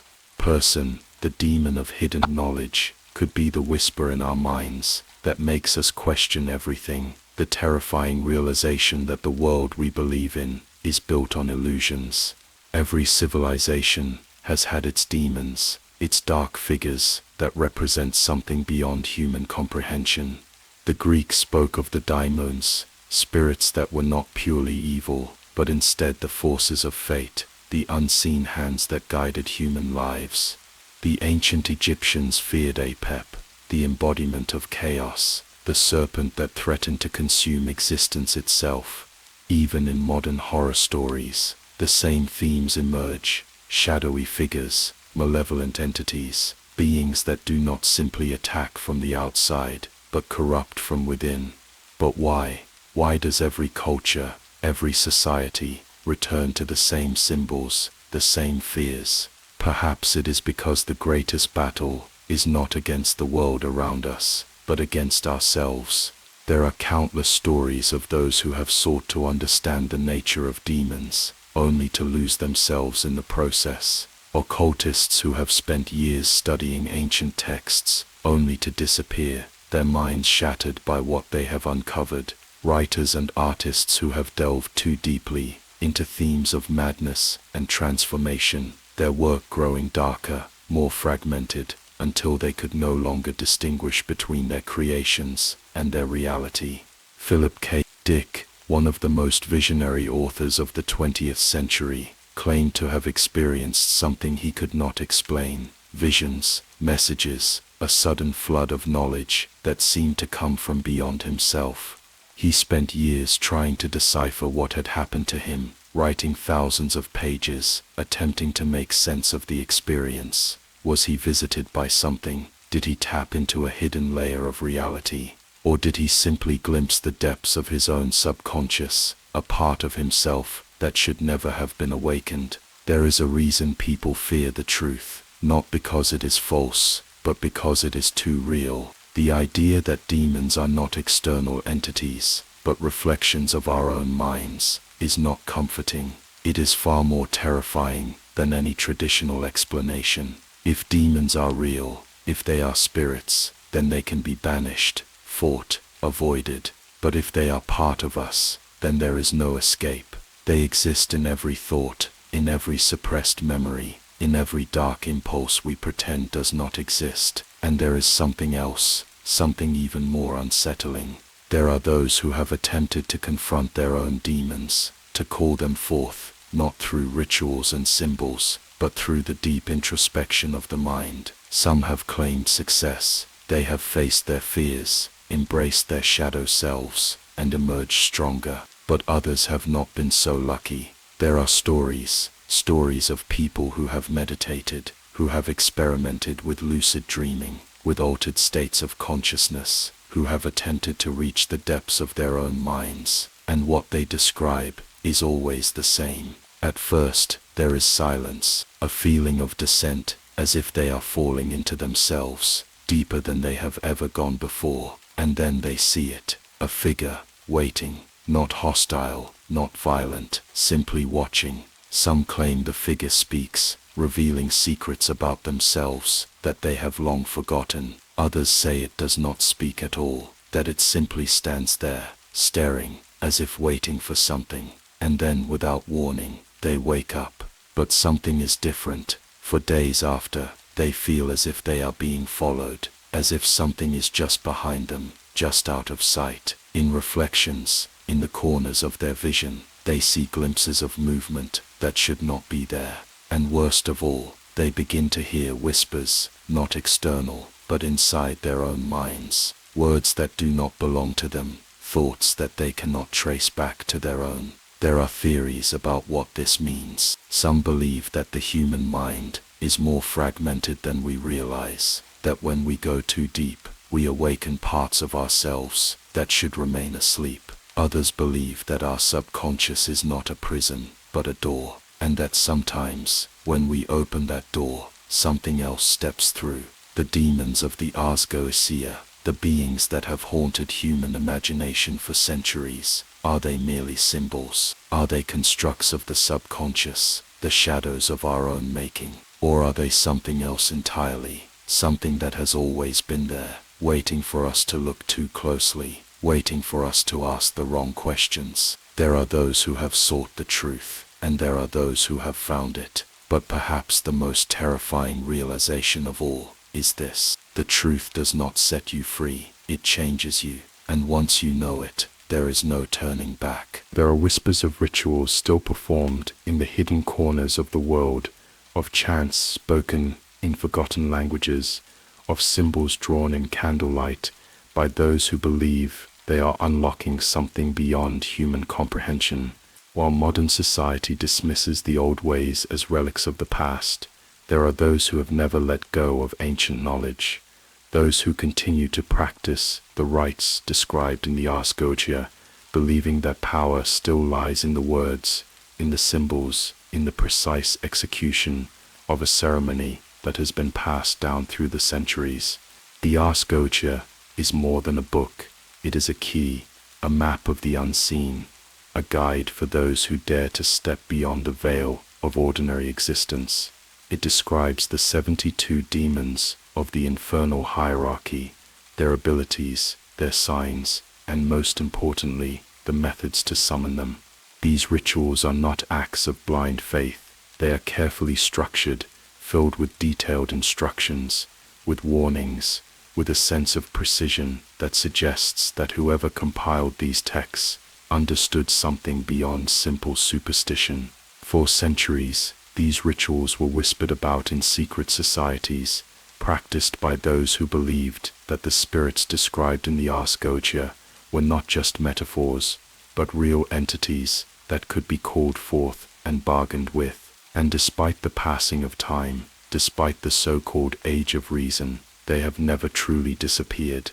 In the 18th and 19th centuries, occultism saw a resurgence among the elite, among scholars and aristocrats who sought knowledge that science could not provide. Groups like the Hermetic Order of the Golden Dawn, the Theosophical Society, and later the Ordo Templi Orientis, all dabbled in ritual magic, drawing upon the very texts that had been banned by religious institutions for centuries. Some of the most influential figures of the modern occult revival, including Aleister Crowley, openly claimed to have performed Goetic rituals, to have summoned spirits, to have received knowledge from entities that were neither human nor entirely comprehensible. Crowley, one of the most infamous occultists of the 20th century, described his encounters with spirits summoned through these ancient rites. He claimed to have made contact with entities that spoke in riddles, that offered cryptic knowledge, that sometimes tested the will of those who summoned them. His teachings suggested that the Ars Goetia was not merely a collection of names and symbols, but a working system, one that had survived the centuries because it worked, but only for those who understood its true nature. There are stories, even today, of rituals performed in the underground chambers of private societies, of initiations that involve the calling of spirits, of secretive gatherings, where the old rites are practiced with the same precision as they were hundreds of years ago. These groups do not seek publicity, nor do they advertise their existence, but every so often, whispers emerge, stories of a meeting that took place in an abandoned monastery, of a ceremony conducted deep within the forests of Eastern Europe, of a gathering in the basements of private clubs, where symbols from the Ars Goetia are inscribed on the floor, and names that should not be spoken are chanted in low, deliberate tones. Some of the most well-documented cases of modern Goetic rituals come from individuals who have attempted to perform them outside of these secretive circles, people who, out of curiosity or desperation, have followed the instructions laid out in the ancient texts, seeking answers, power, or knowledge that cannot be found anywhere else. Many of these cases end in failure. The rituals are demanding, requiring precise timing, specific planetary alignments, the correct materials, the right mental state. Those who perform them, carelessly, often report nothing more than an unsettling atmosphere, a feeling of being watched, strange noises in the night, but nothing more. And yet, there are others, stories that do not simply fade into forgetfulness, stories that leave behind traces of something far more disturbing. One of the most famous modern accounts comes from the early 20th century, when a group of occultists in France claimed to have successfully summoned one of the demons described in the Ars Goetia. The details are fragmented, as if deliberately erased, but what remains suggests that the ritual was not only completed, but that it produced results that terrified even those who had performed it. The group disbanded shortly after, some of its members disappearing entirely, their fates unknown. Another case, from the 1980s, involved a man who allegedly performed a Goetic ritual in an abandoned building, attempting to summon the entity known as Baal. According to his own account, recorded in letters to a fellow occultist, the ritual was incomplete. Something went wrong. For weeks afterward, he claimed he was plagued by hallucinations, by dreams of shifting landscapes and shadowy figures. His final letter, sent just days before his disappearance, contained only a single phrase: "It knows I failed." Even in the digital age, where information is available at the touch of a button, the Ars Goetia remains elusive in its true form. Many versions of the text exist online, some incomplete, some altered. Occult forums debate over which translations are the most accurate, which methods truly work. There are those who claim to have attempted summoning rituals and received nothing but silence, while others insist that they have experienced something impossible to explain. But perhaps the most chilling aspect of the Ars Goetia is not the rituals themselves, nor the descriptions of the spirits it contains. It is the fact that despite the skepticism of the modern world, despite the dismissal of the supernatural, these rituals are still being performed, and the question remains, why, if they were merely remnants of a superstitious past, why do secret societies still guard them so carefully? If they had no power, why have those who have attempted them alone spoken of consequences they could not escape? There is a reason these texts were hidden, why they were banned, why those who possessed them were once burned for heresy. Because knowledge, true knowledge, has always been dangerous. And the moment you open a door, the moment you speak a name that has not been spoken for centuries, the moment you follow instructions that have survived the burning of libraries and the destruction of civilizations, you are no longer just an observer. You are a participant, and once you have stepped into that world, there is no guarantee you can step back. Because even if the rituals do not work in the way one expects, even if the voices do not come, even if the air remains still, even if nothing seems to change, there is one thing that every person who has attempted them has felt: a presence, watching, waiting, and the terrifying thought that perhaps, just perhaps, something has answered, but it is in no hurry to reveal itself. Not yet. There are things that, once learned, cannot be unlearned. There are doors that, once opened, cannot be closed. Every culture, every civilization, every religion has its warnings, spoken in hushed tones, carved into ancient stone, hidden in the margins of forbidden books. There are forces that should not be called upon, names that should not be spoken, rituals that should remain forgotten, and yet, throughout history, there have always been those who believed they could control what lurks beyond the veil. They have sought power, knowledge, and truth. But what they found was something else entirely. The summoning of demons is not a game. It is not a parlor trick, nor a form of entertainment for those who dabble in the occult out of curiosity. It is a deliberate act, one that requires preparation, precision, and an understanding that the consequences may extend far beyond what one is prepared to accept. The Ars Goetia does not present a simple set of instructions. It is a guide written with an unspoken warning. The rituals it contains are not just methods of contact, they are contracts, and those who attempt them without understanding the full weight of their actions often find themselves in situations they cannot escape. There are countless stories of individuals who have attempted to summon demons, only to face inexplicable and terrifying consequences. Some of these accounts are well documented, appearing in letters, journals, and even police reports. Others have been passed down through whispers, through the testimony of those who claim to have witnessed the aftermath of a ritual gone wrong. One of the most infamous cases took place in the early 20th century, in England. A man named Arthur Lister, a self-proclaimed occultist, believed he had perfected a method to summon agaras, a demon said to grant knowledge of languages and lost wisdom. Lister was meticulous in his approach, following the ritual outlined in the Ars Goetia with unwavering precision. For weeks, he locked himself away in his study, performing incantations, drawing symbols on the floor, leaving offerings in an attempt to gain the demon's favor. Then suddenly, he abandoned his work. His letters to a fellow occultist became erratic, filled with fragmented sentences and disturbing claims. He wrote of hearing voices whispering in a language he did not recognize, of seeing shadows move in places where there should have been none. His handwriting became unstable, the ink smeared as if written with a trembling hand. His final note, found after he disappeared, contained only 3 words: "I was wrong." Lister was never seen again. His house remained untouched for decades, its windows boarded up, its doors locked from the inside. When it was finally opened, Investigators found his study exactly as he had left it. The ritual circle was still drawn on the floor, the candles burned down to their bases, and on the walls scratched deep into the wood were symbols that did not match any known language. No one could explain them, no one dared to translate them.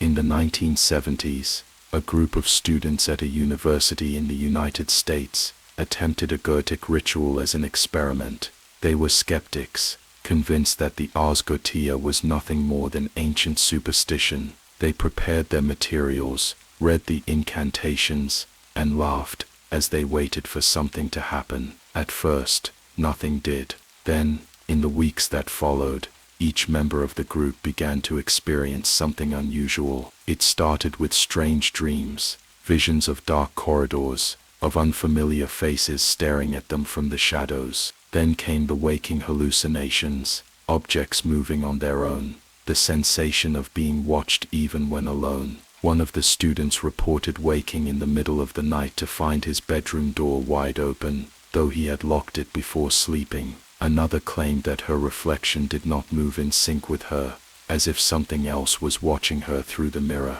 Their experiences escalated until they could no longer ignore what was happening.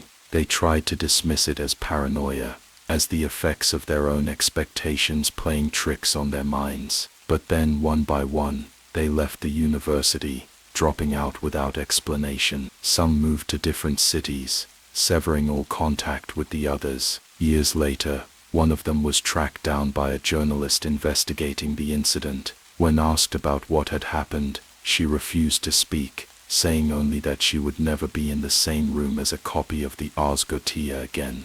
There are stories that are harder to explain, stories of people who have attempted summoning rituals and vanished without a trace, reports of individuals found dead under circumstances that defy explanation. In 2015, a man in Brazil was found lying in a ritual circle, surrounded by pages torn from an ancient grimoire. His cause of death could not be determined. There were no signs of struggle, no poison in his system, no wounds on his body, but his face was frozen in an expression of pure terror, his fingers bent and curled as if he had been grasping at something unseen. Even those who claim to have succeeded in summoning demons warn against it. Some say the power granted is never truly given, it is only borrowed, that once a demon has been called, it does not leave, even if dismissed, that its influence lingers in ways that are not always apparent until it is too late. There is a reason why these rituals have been hidden, why they have been suppressed, why those who practice them do so in secrecy, because whether one believes in demons or not, whether one views them as spirits, as entities, as projections of the subconscious, there is one undeniable truth. Something happens, something beyond explanation. The act of summoning is an invitation. It is a challenge, a declaration that the summoner is willing to stand at the edge of the unknown and demand an answer. And sometimes the answer comes. There are those who believe that the Ars Goetia is not just a book, but a test, that the rituals within it are designed not to grant power, but to reveal something about those who attempt them, that the ones who seek demons are, and that what they find is not always what they expected. Perhaps that is why the most chilling stories are not those of immediate terror, of flames bursting forth, of monstrous forms appearing before a summoner's eyes. The most chilling stories are those where nothing seems to happen at all. The summoner speaks the words, performs the ritual, waits in silence, and then, days later, weeks later, months later, they begin to notice something. A shadow that moves when it should not, a whisper in a voice they do not recognize, a sudden overwhelming certainty that they are not alone. And by then it is too late, because once the door has been opened, it cannot be closed, and whatever has been invited, whether it is a demon, a force, or the deepest, most hidden part of the summoner's own mind, does not simply go away. It waits, and it watches, because it knows something that the summoner does not, that the most dangerous secrets are the ones we are not prepared to learn, and that once we seek them out, they will never let us go. There are those who believe that demons do not walk among us in the form of fire and shadow, but in human skin. They do not announce their presence with monstrous forms or otherworldly voices. They do not wait in ancient ruins or abandoned cathedrals. They sit in positions of power. They move through society unnoticed. They whisper in the ears of those who make decisions that shape the world. And the most terrifying thought of all is that they do not need to be summoned. They are already here. History is filled with figures who seemed more than human, those whose charisma could bend the will of thousands, whose presence alone could shift the course of history. They have been called visionaries, revolutionaries, conquerors. They have built empires and torn them down. And yet, for all their brilliance, for all their influence, there is something unsettling about them, something that makes one wonder, were they truly just men? Some accounts claim that certain individuals throughout history have displayed traits too unnatural, too precise, too inhuman to be mere coincidence. They command absolute loyalty, their words laced with an almost hypnotic persuasion. They appear at moments of great change, orchestrating events, as if they already know how the future will unfold. They have an ability to survive, to adapt, to manipulate reality itself to suit their needs. And no matter how much they are opposed, no matter how impossible their rise to power may seem, they succeed. Many of these figures are shrouded in mystery, their origins uncertain, their pasts rewritten or erased entirely. Some appear to have no childhood records, no verifiable history before the moment they step into the public eye. Others are known to have an almost supernatural ability to predict outcomes, to shift public opinion, to remain untouchable even in the face of overwhelming opposition. They do not seek attention, yet they draw it effortlessly. They do not demand power, yet it is given to them freely. Throughout history, rulers have often been depicted as gods, as beings chosen by fate, as individuals who exist above the common man. But what if this belief was not entirely symbolic? What if some of them were not merely divinely inspired, but something else entirely? The idea that demons can take human form is not new. It is a belief that has existed in almost every culture, in almost every era. In ancient Mesopotamia, the Utuku were said to be spirits that could possess the living, influencing their actions without their knowledge. The medieval concept of the incubus and succubus described entities that could take human shape, seducing and corrupting those they encountered. Even modern religious doctrine warns of false prophets, individuals who claim to lead, but instead lead astray. But if demons do walk among us, influencing society from within, how can they be recognized? There are patterns, subtle but undeniable. One of the most common signs is the ability to manipulate perception. Those who are under the influence of such beings often describe a sense of inexplicable trust, an inability to resist their words, as if their logic is undeniable, even when it defies all reason. It is not mere charm, it is something deeper, something that bypasses logic entirely. These individuals have an unnatural presence, an aura that seems too calculated, too perfect. They do not display the same fluctuations of emotion as ordinary people. Their expressions are measured, their reactions precise. They mirror human behavior, but lack the small inconsistencies, the natural flaws that make a person real. Another sign is their effect on those around them. There are countless accounts of individuals who have been close to people suspected of being different, only to experience strange phenomena.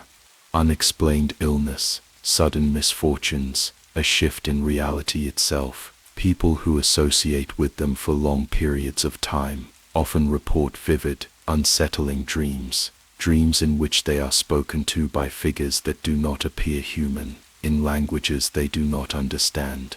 Some describe waking in the middle of the night with an overwhelming feeling of being watched, even when they are alone. There are also the stories of those who have tried to expose such individuals, people who, upon digging too deeply, have found themselves silenced. Some of them disappear, their names erased from the records. Others lose their sanity, descending into paranoia, claiming they have seen something they should not have seen. They speak of moments when the mask slips, when for just an instant, the person they were investigating was not a person at all. There is a reason secret societies have long believed that demons do not simply influence human affairs from the shadows, they take part in them. They stand at the highest levels of government, in boardrooms, in positions of authority, where they do not need to force control, it is given to them willingly. Some researchers who study occult influence in history have pointed out patterns in world events that suggest a guiding hand, a force that has remained consistent throughout centuries. Wars that benefit the same unseen powers, political shifts that always serve a greater, unknown agenda. The rise of certain ideologies, the way public perception can be altered so rapidly, so seamlessly, as if entire nations are being led in directions they do not fully understand. The most disturbing accounts do not come from conspiracy theorists or paranoid outsiders. They come from those who were once on the inside, people who worked close to individuals of immense influence, only to leave with a deep, unshakable fear. One former political advisor, speaking anonymously, once claimed that he had seen something impossible, something he refused to put into words. "I will only say this," he wrote in a letter years after vanishing from public life. "There are people in power who are not what they appear to be. If you look into their eyes for too long, you will understand, but by then, it will be too late." Even in the corporate world, there are stories of CEOs and financial leaders whose rise to success defies all rational explanation. They appear from nowhere, their wealth multiplying overnight. They make decisions that should lead to ruin, yet they prosper while others fall. Their companies grow with an unnatural speed, as if guided by something beyond simple strategy. And then when their work is complete, they disappear, stepping down, vanishing from public life, leaving no trace of their true motivations. In the occult world, there is a belief that such individuals are not demons themselves, but vessels, people who have willingly surrendered themselves to something greater, something older. They have given up their humanity in exchange for influence, for power, for knowledge beyond human comprehension. And while they may still look like us, they no longer are us. There is an old warning, found in texts dating back to the Renaissance, whispered among those who study such matters. It is simple, yet chilling in its implications. If you meet someone who never seems to age, who never falters, who always knows exactly what to say, be wary. If their presence alone inspires both awe and fear, if their influence spreads effortlessly, if they rise where others fall, watch them carefully. Do not trust your instincts, because your instincts will tell you to follow them. And by the time you realize what they are, it will already be too late. So the question remains, if they do walk among us, if they have shaped history, if they continue to shape the present, how do we stop them? Or is it already beyond our control? Because if the greatest trick the devil ever played was convincing the world he did not exist, then perhaps the greatest trick of all is that we never noticed he was standing right in front of us, and he always has been. What if demons have never left? What if they have never been exiled to some distant infernal plane, nor trapped in ancient books, nor waiting for foolish summoners to call upon them? What if they have always been here, not hidden in shadows, but in plain sight, shaping the very culture in which we live? The Ars Goetia is not just a list of names, not just a set of rituals. It is a record, a catalogue of forces that have always been with humanity, their influence stretching from the dawn of civilization to the very world we live in today. The idea of demons is older than Christianity, older than Judaism, older than the written word itself.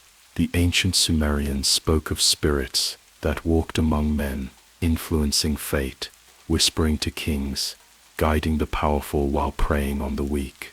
The Greeks had their daimons, spirits that could grant wisdom or disaster, shaping the course of events without ever revealing themselves. The medieval world feared the infernal legions, entities that tempted, that controlled, that offered power at a price. But with time, with the rise of science and reason, the world laughed at such beliefs. And yet, even as the rational mind dismissed them, they remained. They adapted, and in doing so they became something far more insidious. Look around, look at the culture that surrounds us. The symbols, the images, the ideas that persist across generations, across societies, across belief systems. They have been altered, renamed, rebranded, but they are the same. The concept of the demon has not disappeared. It has evolved. Where once they were feared as monstrous beings, they now appear in forms far more acceptable, far more seductive. Entertainment has become one of the most powerful methods of reshaping perception. The stories we tell, the narratives we consume, the idols we worship, all are reflections of deeper truths, sometimes hidden in fiction, sometimes masked in humor, but always present. The archetypes found in the Ars Goetia are everywhere. Baal, the demon of invisibility, of shifting identities, of making one disappear while still standing in the center of power. How many figures in entertainment, in politics, in business, rise without pasts, without verifiable histories, without true identities? How many manipulate perception, controlling how they are seen, controlling what is remembered and what is forgotten? Paimon, the demon of intellect, of rhetoric, of persuasion. How many public figures possess a seemingly supernatural ability to command loyalty, to twist words, to make even the most outrageous ideas seem not only reasonable, but necessary? Sitri, the demon of seduction, of unleashed desire, of passion that overrides reason. How much of modern culture is devoted to the elevation of desire above all else? How many industries are built around the idea of submission to impulse, to the surrender of control, in exchange for momentary pleasure? Phornius, the demon of influence, of diplomacy, of shaping perception. How much of history has been rewritten, not by conquerors, but by those who control the narratives, those who decide what is taught, what is forgotten, what is true, and what is a carefully constructed illusion? Demons no longer need to be summoned through rituals in candlelit rooms. They are already present in every aspect of life, woven into the very fabric of the world. They no longer appear as nightmarish creatures with horns and wings. They appear as ideas, as movements, as voices that promise freedom, power, enlightenment, but always at a cost. Consider the way history repeats itself. The same cycles of war, of empire, of revolution, of destruction, playing out over and over again, as if orchestrated by an unseen hand. Consider how quickly morality shifts, how what was unthinkable a generation ago becomes accepted, even celebrated, as if guided by something that does not simply observe, but actively molds human perception. Consider the symbols that persist across time: the serpent, the eye, the star, the horned figure, appearing in every civilization, every mythology, every age, as if something refuses to be forgotten, refuses to be erased. And then there are the personal experiences, the accounts of those who claim to have seen things they cannot explain, of those who have encountered something that feels ancient, intelligent, and entirely indifferent to human concepts of good and evil. Some describe sudden insights, knowledge that seems to arrive from nowhere, an ability to see patterns that were once hidden. Others describe a feeling of being watched, of being followed, of an unseen force that influences thoughts, emotions, actions. There are those who believe that demons are not beings in the traditional sense, but frequencies, intelligences that operate on a level beyond human perception, capable of influencing without being seen, that they do not need to take form, because they already exist in the way we think, in the way we create, in the way we shape our own reality. The Ars Goetia is not a book about summoning demons. It is a book about recognizing them, about understanding that they do not exist in some distant underworld, waiting for foolish mortals to call upon them. They are already here. They are part of us, part of the structures we build, part of the movements we follow, part of the ideas that shape our future. The question is not whether they exist. The question is whether we can see them, because if they have always been here, if they have been guiding, whispering, influencing since the beginning of time, then the greatest trick they ever played was not convincing the world they did not exist. It was making us believe that we were the ones in control. There are things that, once known, can never be unknown. There are paths that, once taken, can never be untaken. To seek knowledge is to risk destruction, and to look too deeply into the darkness is to invite it to look back. This is not a lesson learned in books, nor a theory debated by scholars. It is a truth, an undeniable and inescapable reality that has existed for as long as humanity has dared to question the unseen forces that shape the world. Those who approach demonology with a sense of curiosity, those who treat it as entertainment, as a subject to be studied without consequence, fail to understand the nature of what they are dealing with. This is not a game. It has never been a game.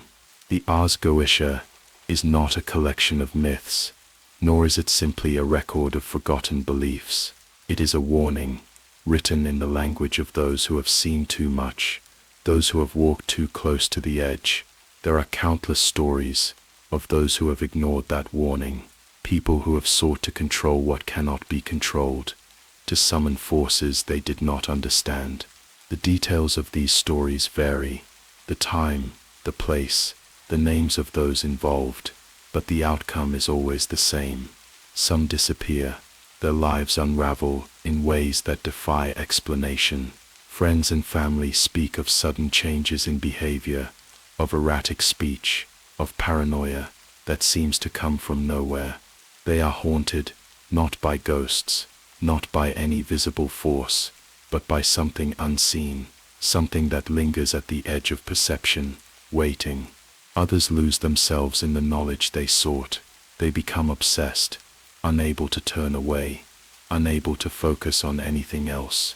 The symbols, the names, the rituals consume them, their thoughts spiraling into an abyss from which there is no return. Their minds fracture, as if whatever they uncovered was not meant for them, as if they were never supposed to see what they had seen. And then there are those who succeed. They speak the right words, they perform the right actions, they follow the rituals with perfect precision, they receive what they asked for, knowledge, power, something beyond human comprehension.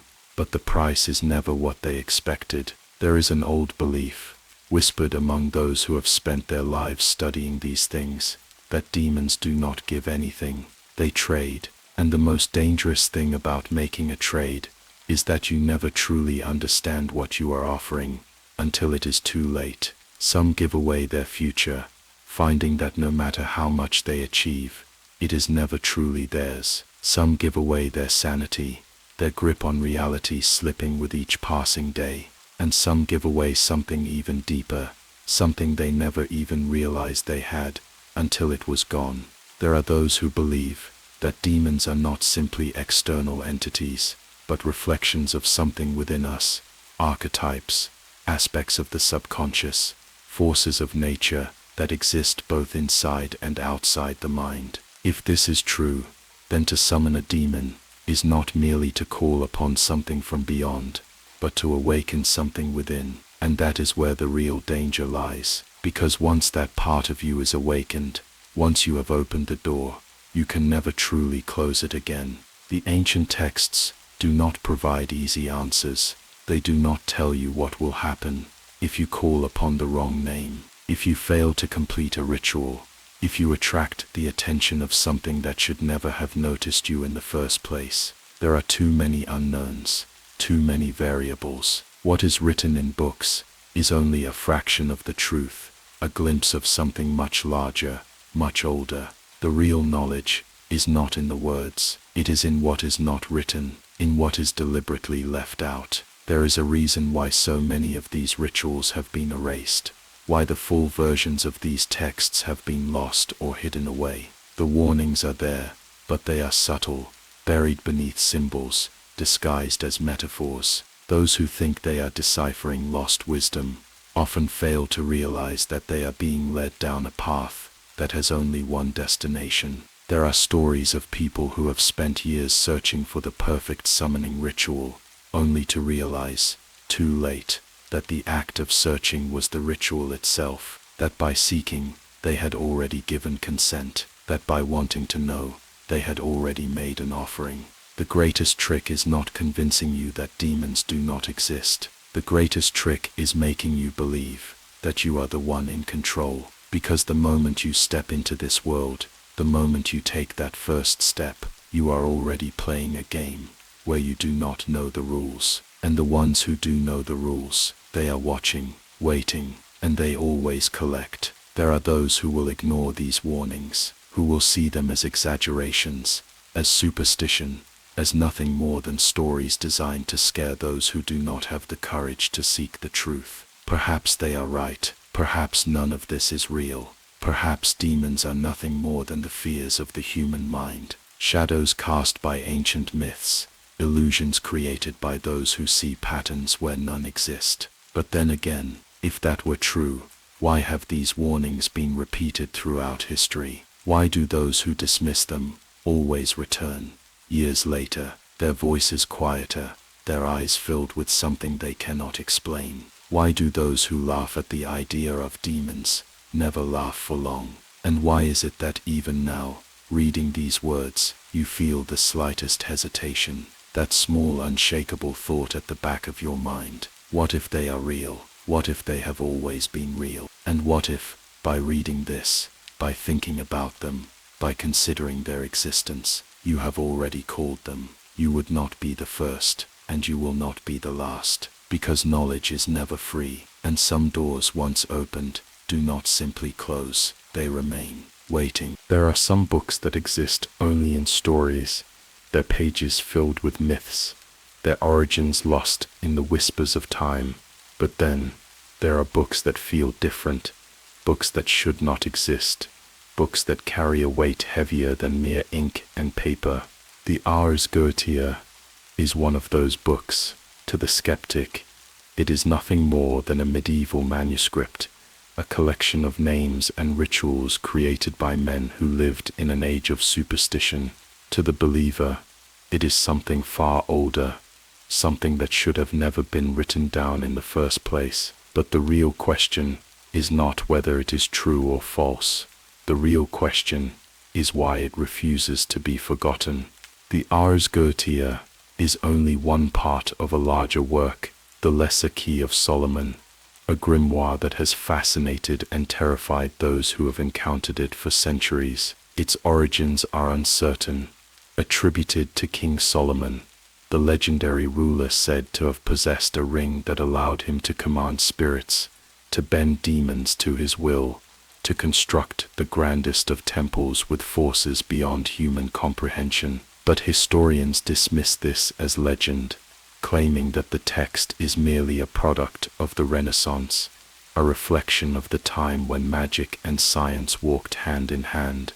Yet, for something that is supposedly just a myth, its influence has been disturbingly real. The symbols, the seals, the names recorded in the Ars Goetia have appeared in places they should not be, carved into ancient ruins, etched into the margins of forgotten texts, mirrored in cultures that should have had no contact with one another. The demons described within it bear unsettling similarities to spirits found in Sumerian, Babylonian, and Egyptian mythology, as if different civilizations, separated by vast distances and centuries, all saw the same things, all named the same entities, all recorded the same knowledge. Some believe the Ars Goetia is not a creation of any single time period, but a compilation of knowledge that has existed for far longer than we realize, that it is a survival of something pre-Christian,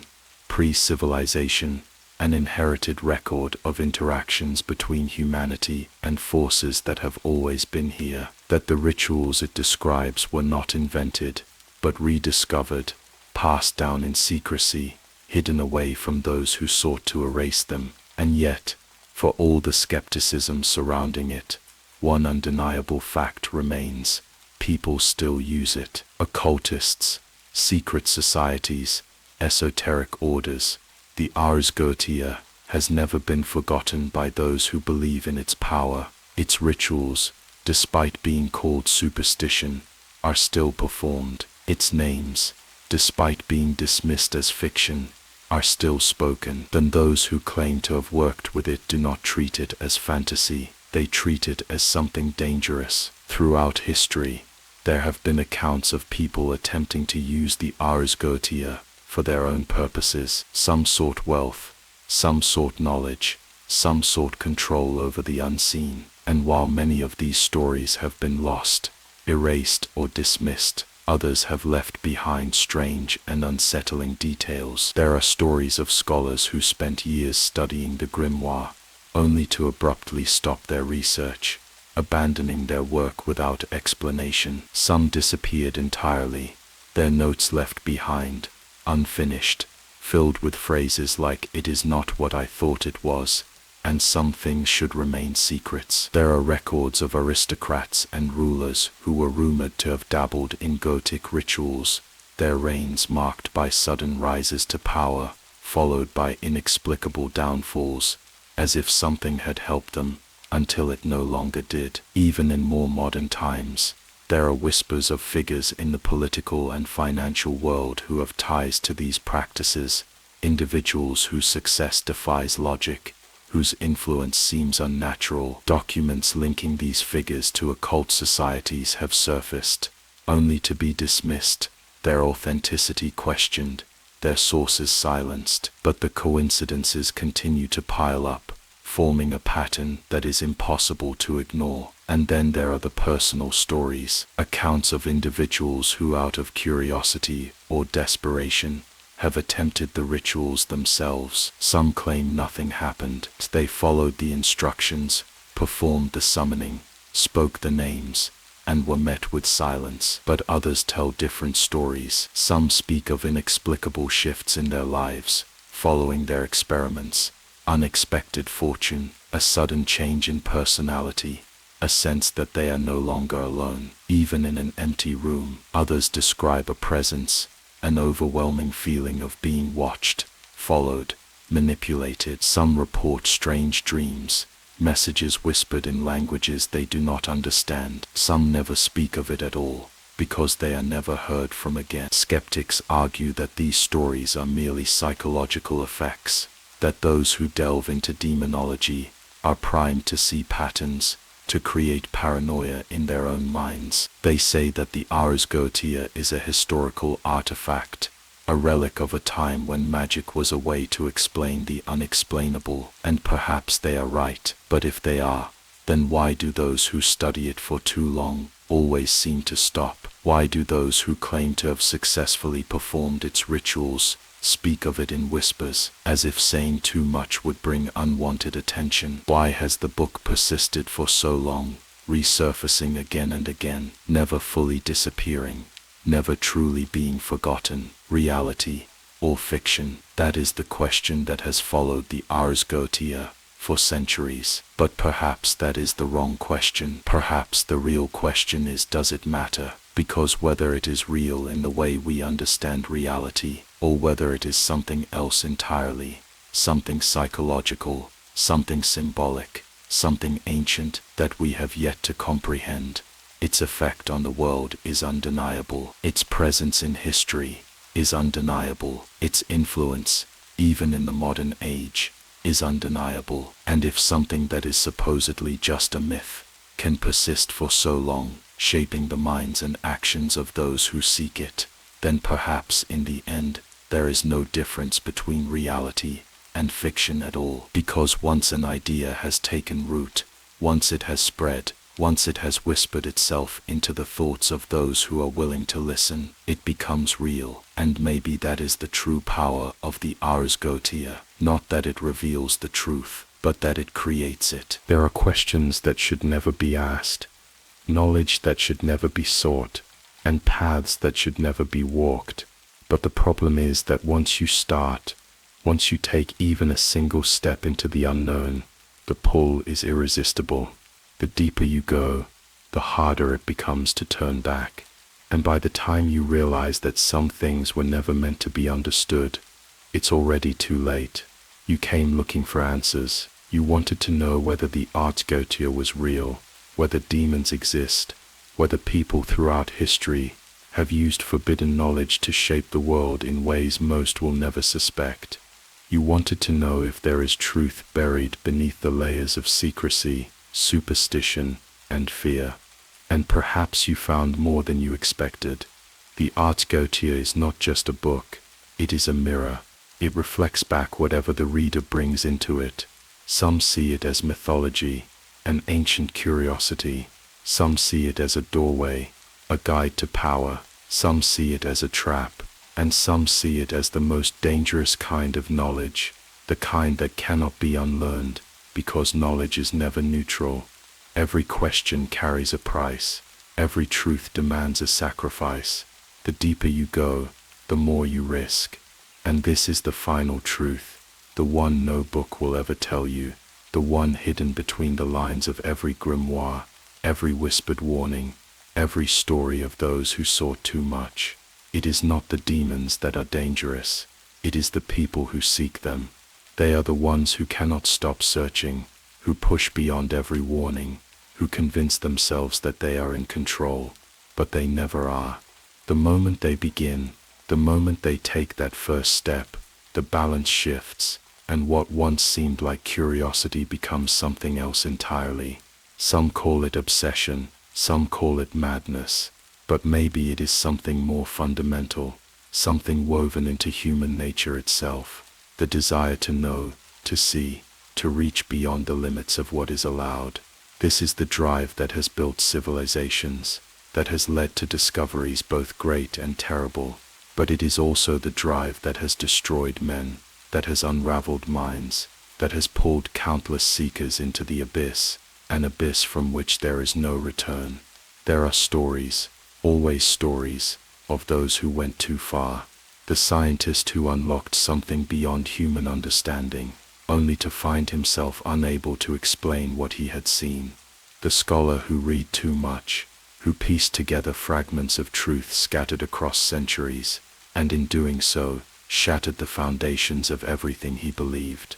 The ordinary person who simply wanted to test an ancient ritual, convinced it was nothing more than folklore, and then spent the rest of their life trying to undo what they had done. The most chilling stories are not the ones that end in fire and chaos, they are the quiet ones. The people who vanish, not physically, but mentally, spiritually. The ones who are still here, but no longer the same. The ones who never speak of what they found, who withdraw from the world, who no longer trust their own thoughts. And then there are those who never stop. The ones who keep searching, even when they know they shouldn't. The ones who reach a point where they no longer care about the cost, because that is the final price of forbidden knowledge. It changes you. It erodes the person you were, replacing them with something else. The greatest trick of the Ars Goetia is not in its rituals, nor in its demons, nor in the question of whether it is real or not. The greatest trick is that it makes you ask. It draws you in, leading you deeper, making you wonder, making you look. And once you have looked, you can never go back to not knowing. The truth you weren't expecting to hear is this: the real danger is not in summoning a demon.